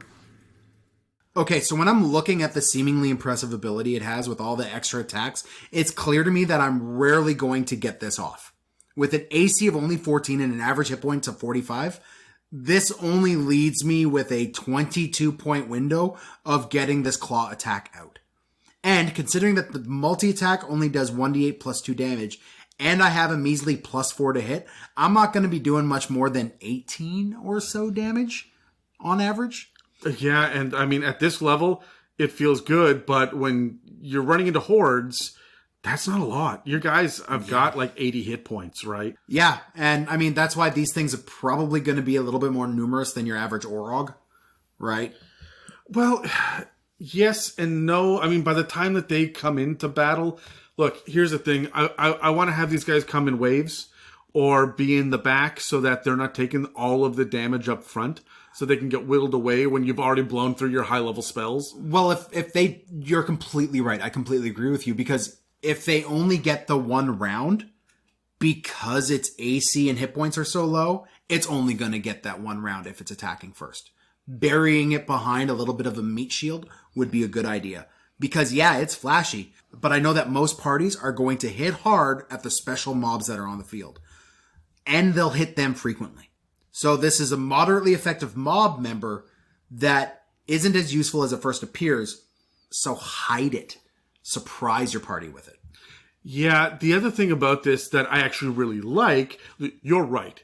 This is not nearly as powerful as it reads on paper. And you're not going to get this flashy shit off. No. You just aren't. But, Dan, think back to 4th edition. How good... Do I have to? Yeah, how good was the bloodied condition? One of the 3 things from 4th edition I still take away. That are brilliant. So for those of you that don't know, the bloodied condition is that when an enemy or a PC, when anybody gets to half hit points, they're considered bloodied, and a lot of creatures react to essentially smelling blood in the water like a shark does, right? So it changes immediately the way that the battle layout works. And I think they had another level of it too when you hit like a 10th of your hit, but there was something else further down, right? I don't think so. No, sometimes there were. For some creatures, once they get down to this level, they go into a frenzy or they get into a whatever it is, right? Yeah. So, honestly, this is like the nurtured one of Yurtrus and the red fang of Shargas for me. Like, I'm designing the entire encounter around protecting the signature move so that I can get it off. Whether it's darkness right at the beginning and with all those attacks, like to surprise the party, or the nurtured one that's going to blow up when they hit them. So I'm putting a couple of Aurochs in front of them leading the charge just to soak up damage. Sure. So that the nurtured ones can get there quickly. Like, I'm designing the whole encounter around these creatures, especially the first time or two that we see them. And I gotta put minions between them and the party so that these guys can get in there and actually fuck somebody up a little bit. Everyone go, oh wow, this person's scary. And the fighter's like, oh guys, over here, I need help, right? Like, right. And that's what you're looking for. I mean, if they got 80 hit points and this thing's doing around 20, and you have 5 of them. Sure, yeah, that's super deadly, assuming that you get them all off. And remember, they're not doing all 4 attacks, because what are the odds that 5 of these guys are below half of their hit points? Right? Because when you're at level 8, you're doing more than whatever the 45 damage in a round anyway, right? Oh, yeah. You're hitting with some decently powered spells. Unless you're an idiot and playing against the action economy, and your party's just like each person has picked a target. I see that a lot. I also see I'm going to spread my magic missiles out among those 3 targets. What the fuck are you doing? We talked in episode 100 about focus on one mob monster and then drop them. Yeah. Right? Everybody hit that guy and then that guy and then that guy. Put them in a death spiral. Because me as a DM, I am directly trying to counter that. Yeah. Now, if I run into these guys in some sort of published adventure or some little module I found on the internet, and I see this in here, I may play this a little bit dumb, depending on how difficult or even how inexperienced my party is, right? So if your guys are tactically inexperienced, let's say, all right, I put it nicely. Yeah. If you're not surrounded by a bunch of tacticians and strategists around the table, maybe don't hit them this hard. But for the most part, I'm gonna design meat shields to go in front of them. There's gonna be 2 of these guys protecting the whelping pen, while the Tanaruk runs amok in front of them, right? Yeah. Oh yeah. So sure, I'm gonna go take out the quote unquote minions. You're in for a goddamn surprise, right? Because it's gonna be the monk that goes in there and does, I'm gonna hit 4 times, but for 6 each time, I'm gonna miss twice. These guys are meant to take out monks and rogues and sorcerers, Blenders. Warlocks, right? Yeah. So they're not going to be able to go toe-to-toe with things like wizards dropping their signature spell, barbarians, fighters with 3 attacks, shit like that, right? Yeah. Anyways, we just want to say thanks to everybody who helped us out on this episode. We miss having you guys here with us, and we hope everyone is staying safe and happy out there.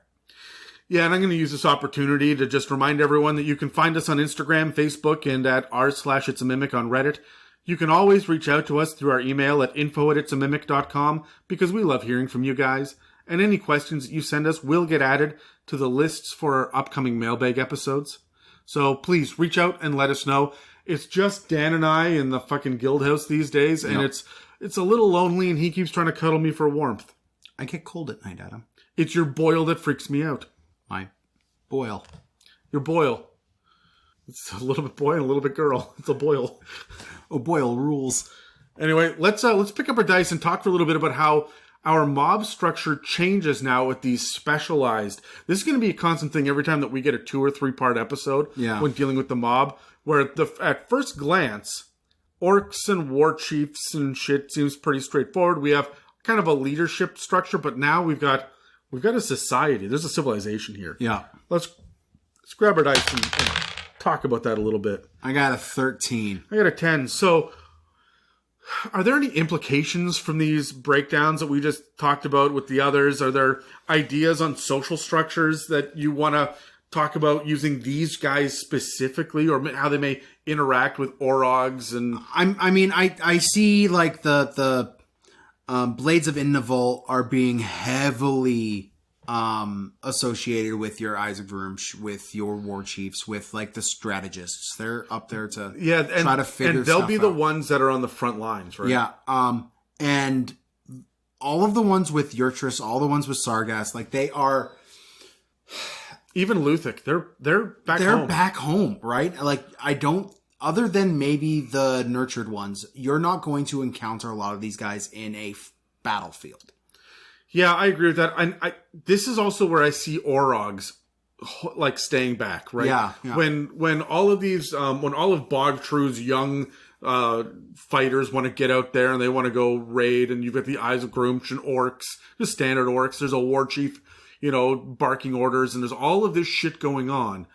I really picture the Orogs sitting back with the Claw of Luthic is there with the whelping pens, and they've got the cave bears to help them.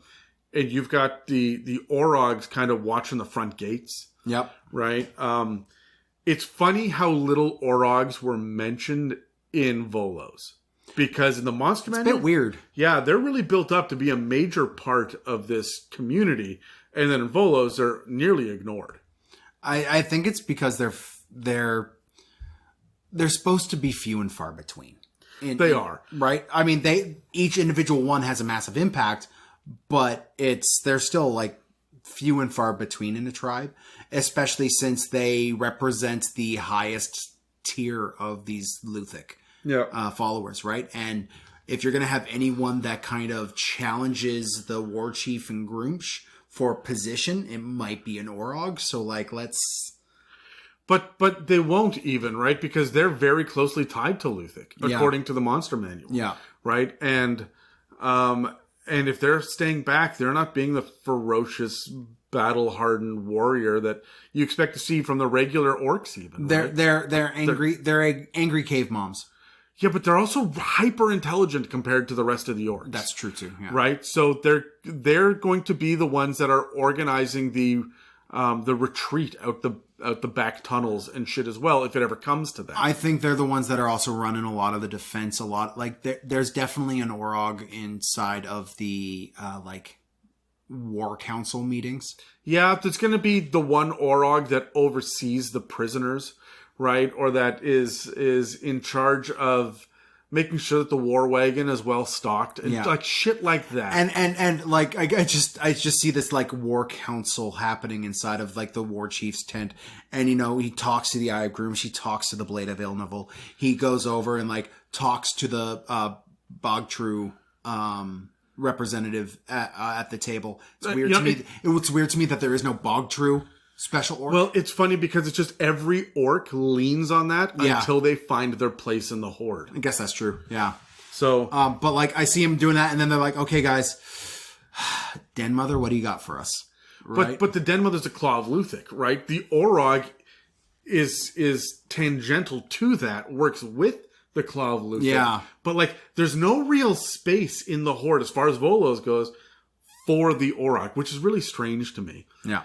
I will say that I believe because of the intelligence level, the Orog is going to be the one that turns to the war chief and says, "Hey, look, we're kind of fucked. The dwarves have shown up in the east. The elves and humans have rallied in the west. We're straight between them. And I know you can't retreat or they're going to just steal you in the middle of the night and fucking eat your face. So, before the Red Fang of Shargaas comes for you, go to them. Send them out to assassinate some enemy leaders. Yeah. Right? And I know that this is not the right way to do it. Grooms isn't thrilled about this. But if you want to live another day, this is how you do it. And so I see them seeing the big picture as well. And having the ear, right? And it might be the Orogs as well that go down to the Red Fang or the White Hand of Yurtrus. And like they may go to these different people that are on the outskirts of the society and say, hey, you know what? We need you to do a thing. Yeah. Just the war chief sends the Orog down to talk to the creepy assholes in the diseased pits. If you're gonna have a little finger and anything like that with your war council, it's gonna be the Aura, the biggest one, right? The biggest, beefiest, scariest looking orc is going to be the smartest, which is a little bit strange. And I like that. Now, before we jump into encounter structures, has your opinion on orcs changed since we've done these 2 episodes? Like, have you learned anything new that really sticks out? Are you going to use them differently moving forward? Am I going to use them differently? No. Just why do we even do these episodes? Well, there's a reason. Because I love orcs. I won't use them differently because I already use them to their fullest, right? I might have my party actually attack a more fully fleshed stronghold. Sure. But like I love orcs. Yes, I did learn a couple new things here. But specifically for like Forgotten Realms lore. Mostly for the Forgotten Realms lore. And it's great to build more into it. But man, like we said at the beginning of the episode, yes, I use orcs all the time for big bads. This just reinforces that, right? I now have a more fleshed out war chief that is a big bad villain level threat. Yeah, I'm far more willing to use orcs now as tier 2 and even tier 3 bad guys. Yes, yeah. You know how all the published modules tend to like peter out around level 14? 14? Yeah.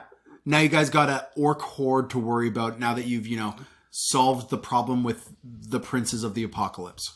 Yeah, like you can go a little bit bigger. You can... Hey, welcome back from Barovia. Orcs. Yeah. Right? And so... and you can really dig into it, and because it is a horde, it's going to give you something radically different to fuck around with for a couple of levels. Oh yeah, it'd be a refreshing change of pace. So, do you have a unique encounter or two that you're thinking about as far as using any 1 or 2 of these guys? What do you think? Sure, let's do it. Got a 17. I got a 12. I'm just not winning these dice rolls. No, today. not today. All right. I mean, we played D&D with my kids before this, and they were rolling like fire, and you were rolling like shit. It was great. It's not been a good day. It's because I've been borrowing your dice all day. Then. Probably. I mean, I was surprised you didn't show up with your own. Anyways, as much as I love the idea of this dropping darkness on a group of people and yeeting them off a cliff like we talked about earlier, or anything else like that, I like the idea of the outcasts coming together. I love the idea of the Red Fang of Shargaas knowing what needs to happen in a camping adventurer party that has caused a lot of issues. So they're going to drop the entire camp in darkness and watch as they unleash the nurtured ones into the sleeping camp. Yeah, but remember, the nurtured ones can't see in the darkness, right? So they don't have to. Just go in there and the first thing you trip over, explode. Yeah, I also really like the idea that the red fangs can still get diseases and still become nurtured ones. Mm-hmm. You can add the nurture one shit to any of the other kind of orc. Yeah. Right? That's nutty to me. Yeah. That's a lot of fun. I also, the nurtured ones really open things up. It is a common trope, at least what I've seen across fantasy works, where you see goblins with dynamite strapped to their chest running forward. Yeah. Right? Or, I mean, there was the poor unfortunate orc at Helm's Deep. Uh-huh. Right? Like, the idea of the suicide bomber mob member is pretty common. Like, it's not unheard of. But having it be disease is horrible. I like the idea that they have, just imagine your party's resting. There's the one guy on watch. the area darkens around them. And as their senses are kind of coming to accommodate with the fact that they are in utter darkness, they hear distantly, not too distantly, getting closer, the anguished screams of something. You don't know what it is. You don't know where it is. Pain-filled like moans through the darkness. Ow, ow, ow. Right, every step on that foot, which is just covered in boils. Yeah. Right, like that's what, and I think you smell those guys before you see them. Here's my thing. Here's my encounter. I like the idea of you going through the main chambers. You're raiding the lair. You're wiping it all out. And then you come across this room where there are 3 big Orogs, there are 4 claws of Luthic, there are 3 cave bears, and behind them is a pen of 6-year-old orc children who are sitting there gnashing their teeth, looking at you. They want to fight you, but they are kids. I also like the idea because we learned, like, as early as age 4, orc children are given weapons to... start to learn how to fight and to beat orcs, right? And by age 12, they're considered full members. So I just like a bunch of like 4 to 6-year-old orcs with their, I got a new dagger and I got to use it on you. I'm going to give them a 25-foot movement. I'm going to treat them like small creatures. They have 1 hit point. I'd give them like 4 hit points. Enough that like a magic missile's not going to wipe them out. They're going to get up fair and enough, keep coming. Yeah. Right, so 4 is not the right answer there, but and then have them fucking charge like angry little freaking halflings. I think that's a load of fun to have them, and to have like 25 of them. Like, how big is a 4-year-old orc? I would say they're still close to, like, I know my 4-year-old is 3.5 feet tall. I'm gonna say that a 4-year-old orc is probably the size of an 8-year-old human. Like, I bet they get big quickly. Yeah. And they're like a filled out 8-year-old. Yeah. So, okay, let's talk really quickly about plot hooks or let's say even a mini campaign. Okay. Sure. So grab your die. Let's see what we got going on here. 8. I got a 9. Yay! I win one. Yay.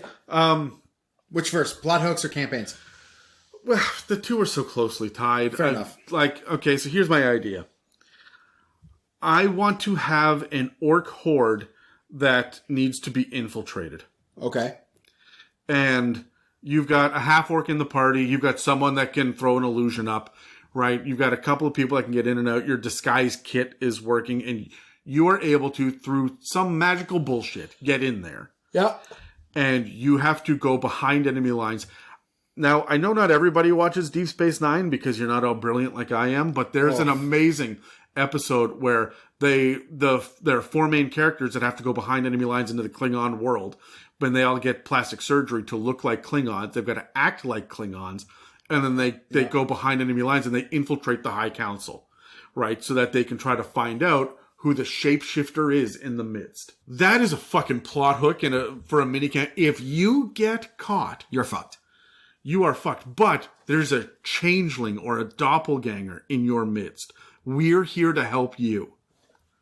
Now your bard has something to do, right? But I mean, they can try to convince all they want, but it's the barbarian who's going to gain the respect of the tribe. You can get in behind enemy lines, and even if you're captured, that is an intensely interesting handful of sessions, right? I love the idea of the horde then turning into, why do you want to help us? Well, we're going to need you in the battle against, I don't know, Vecna, right? Yeah. Like, we cannot give more undead. We cannot remove warriors when Asmodeus is coming through, right? Like, we need you. The gnolls are on the horizon, and they're as much a threat to you as they are to us. We need you, and we need your help. So let's work together on this, right? And interestingly enough, now that I say that, I keep thinking about the Tanaruk, who is like the demon, like it's Baphomet, right? Yeah. And that's chaotic evil, which sure, the orcs are chaotic evil, but Acheron is the lawful neutral / evil side. Yeah, so like there's a weird relationship. I wonder if Grooms absolutely freaking hates devils, because when you think about the tactics of demons or devils, and the blood war is on Groomsh's doorstep, And he's constantly fighting the literal legions with rank and file of goblins who would mimic that devil form as well. Strangely enough, the chaotic evil orcs are in the lawful... The way that they've got this balance with the planes and the idea of alignment is so strange when it comes to the Eternal War. Yeah. With Grooms and Maglubiot and orcs versus goblinoids and so on and so forth. So, for me, hunting a troop of Red Fangs of Sargass, Shargas, sounds lots of fun. As a murder mystery for a session or two, right? Like figuring out that it was in fact these orcs over here that brought these orcs over to do this hit, right? And you have to figure it out, right? Use it more as a murder mystery feel, like a detective, like it's more sleuthing than it is outright combat. You and your inquisitives, man. Well, I'm just for the, like, with orcs, the temptation to go full on, what you see is what you get, might is right, battle is super tempting, super equipping, right? This, now you've got to deal with the fact that orc horde sent a hit out on this important NPC, and now you've got, they took an item that, an omen from the skies told the orcs that they needed. Yeah. Right? And now you've got to go and get that item back because they took it from the researcher and then murdered the researcher. We have really not done the idea of omens and superstitions the justice that they deserve in orc culture. It is such a massive fucking part. It leads me to think, like, I view a red fang of Shargass less like ninja assassin than like ritualistic serial killer. Yeah, but I think that they're both. I think that they're trained. But like, is the red fang going to murder and disappear with no sign or calling card left, or are they going to leave something? Because if you leave this, that's a good omen. That is part of their superstition. That's part of it. Like, it's the taking a pinch of salt and throwing it over your left shoulder for good luck. Yeah, there can be a superstition. Like every time that we kill someone, we have to leave an effigy of Shargas here, or a red fang. We'll take their canine and we'll drop it here so that there's a bloody tooth. Or we'll just paint it red, right? Yeah. So now you have bodies showing up across town with a single red tooth. I like that kind of calling card idea as well for when the war chief goes missing. Mm-hmm. Right? Like the internal strife as well with the red fangs, so that you are going to get a very, very clear signal, but no words are spoken. Oh, imagine you're playing in a good party and you have that chaotic more neutral orc horde that you have teamed up with. They're already that army that fills your ranks that you are, as a party, lose commands. This is tier 2, tier 3. Yeah. And then the Red Fangs took out that war chief because he's siding with elves. Yeah, I mean, it makes you wonder about Obold Many Arrows, right? Right. So, anyways, the last thing I want to talk about is something that I spoke about at the beginning of the episode, about the fear that drives orc kind. And obviously the idea that Mike makes right, as you just said, mingles with superstition in unique ways to make orcs strong brutes with the need to prove themselves while constantly mistrustful and paranoid. They live in constant fear of Grooms, but he who watches isn't always the biggest motivating factor, especially if you can get orcs away from the horde. This is how you get orcs as minions. Strong and bloodthirsty warlords, overwhelming military forces, and powerful spellcasters can overthrow the orc leadership and subjugate the remaining warriors, and this will fracture and destroy the basic dynamic and often turn orcs into a kind of untrained militia to be used as fierce soldiers. Exactly, yeah. So it's also not unheard of for mages to manipulate omens to benefit themselves and become leaders over gullible and fearful orc tribes, or for surviving orcs from defeated tribes to become mercenaries in the name of the orc gods. Orcs aren't well read, but they have enough wisdom and charisma to know that successful minions and mercenaries stay alive longer than cowardly or ineffective ones. To this end, They do make excellent muscle and minions, but the slightest omen or dream can send any orc off on a mission from their god. So Dan, do you like to use orcs as generic minions, or would you rather prefer to keep them insular and operating on their own? Let's roll. Both got 5s. You're coming down to my level on dice right now. 10. Nope, I got a 1. Never mind. Well, we both got a 1 technically, but Mine's got a 0 after it. Yeah. Yours has got a 0 before it. okay. Yeah. Adam, you're going to be frustrated, man, but yes. Do I love using them as minions? Yes. Do I love keeping them insular and operating them on their own terms? 100%. Orcs are the most prolific race in the game in terms of bumping uglies. These guys... That is not what bumping uglies means, Dan. That is what bumping uglies means. Oh, you mean that like... I thought you meant that you were just like walking into an ugly person and it's an orc. No. I was talking specifically about sex. About what, Dan? Sex. Sects? Yeah, my Baptist life means I can't say the word. You mean fucking, Dan? But you should be running into orcs everywhere. Why? Because they're everywhere. But they're as numerous as humans, if not more. So the problem is you're going to be finding humans more in city centers, in civilization, and protected little communes where they could plant roots. Orcs have no interest in planting roots. Orcs just want to loot and raid as they go and leave whatever refuse as they go in their wake. That is going to create not just wandering, fully built and dynamic tribes, but war bands and groups and bandits all having orcs within them. I love doing that, right? I don't know. Okay, so I'm assuming that I'm DMing for new players, people that don't know this lore. I'm going to throw them up against the Horde first. I'm going to let them get behind enemy lines. I want them to see the society first. Only once I have established the society will I break it down and say, hey, look, these guys don't follow these gods, or they're from a broken... Like, your players that you play with are experienced DM or D&D nerds. Most of them are DMs, right? They know this lore already, so it's easy to subvert a trope here or there, or go a little outside of the regular text. But if your party is new and you're a new DM, new everything else, play into the basics first, into the what's expected first, and then subvert. Get your party used to the status quo before you go around it. I absolutely agree 100%. And when people want to play an orc early on, I'm going to hand them Volos and say, learn what orc society is. And when you're done reading this chapter, come talk to me about why you're not a part of it. Because there's so much lore here. Yeah. There's tons. And it's spread out over 2 books, right? You can give a monster manual and Volos and have them read through everything they can find on orcs and orogs and tanaruks and...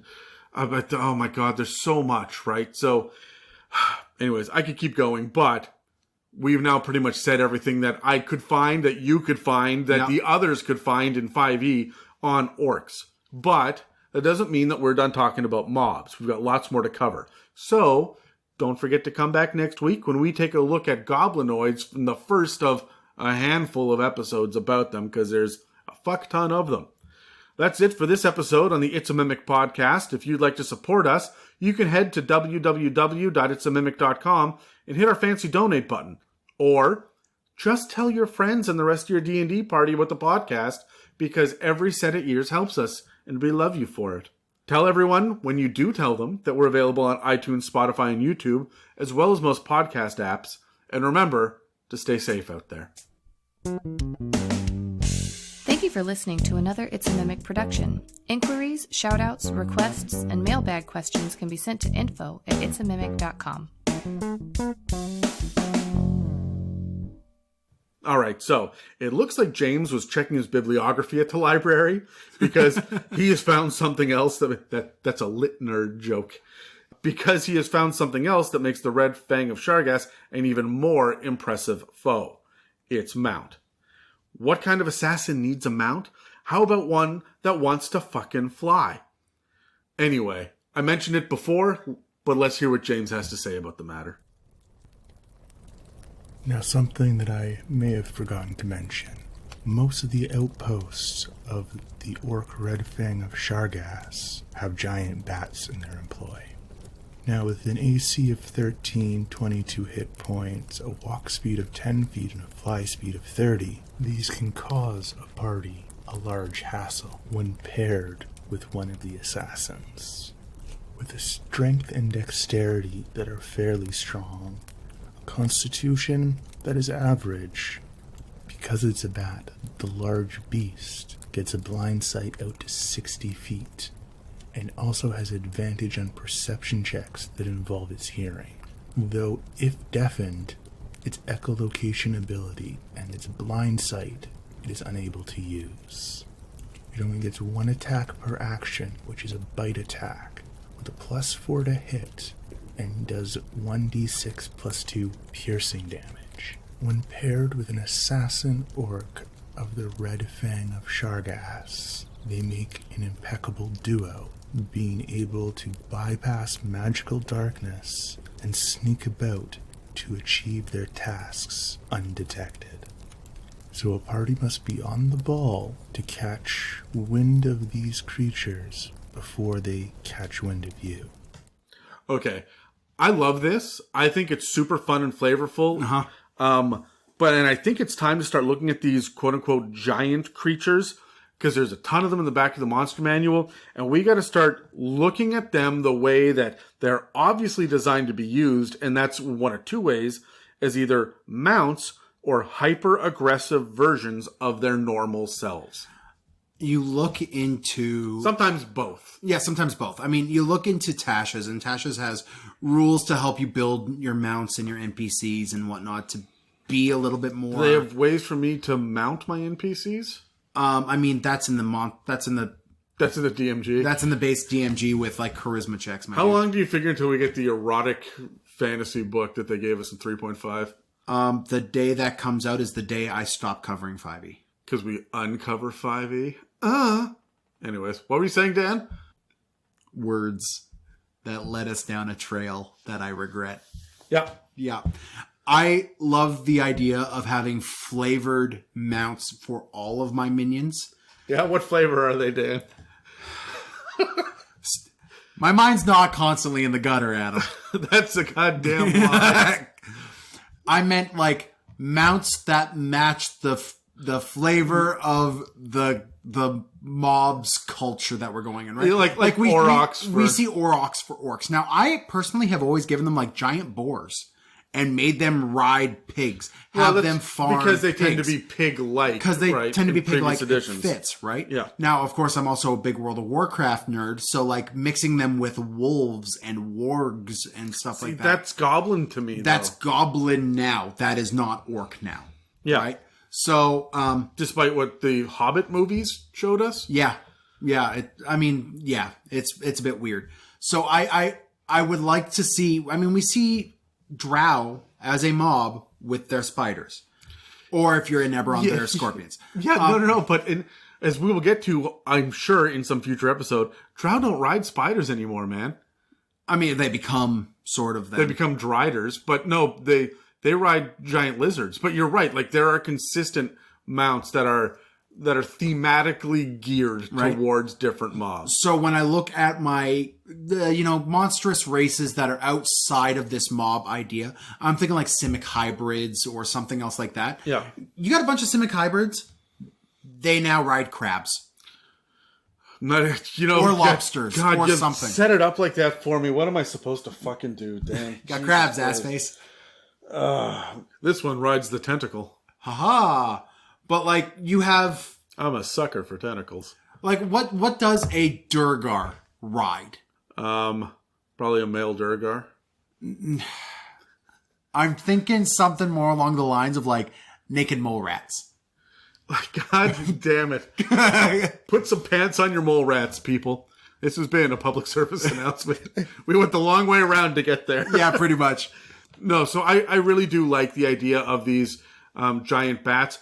Orcs riding giant bats are great, but my favorite thing about it is the fact that you're going to hear, you walk into the magical darkness and there's loud screeching as they use their echolocation. Yeah. That's terrifying. Yeah, it's Especially very- if they're coming up out of some sort of gorge or gully. I mean, you're coming into contact with these guys in massive underground caverns that have like a chasm in between them, right? Yeah. Like the bisect this massive cavern, because you want this thing to have room to fly, but it should also be underground because, you know, it leans in that direction. Right, or up in the mountainous regions, which is what... Oh, fuck. You're walking along the side of like a narrow mountain pass and these things start harrying you. What do you do? What do you do, Adam? I throw the gnome to them and then I run. Oh, yeah, I guess that's fine. You're usually the gnome, Dan. That's less fine. Thank you for listening to an It's a Mimic production. Okay, you're done. Get it.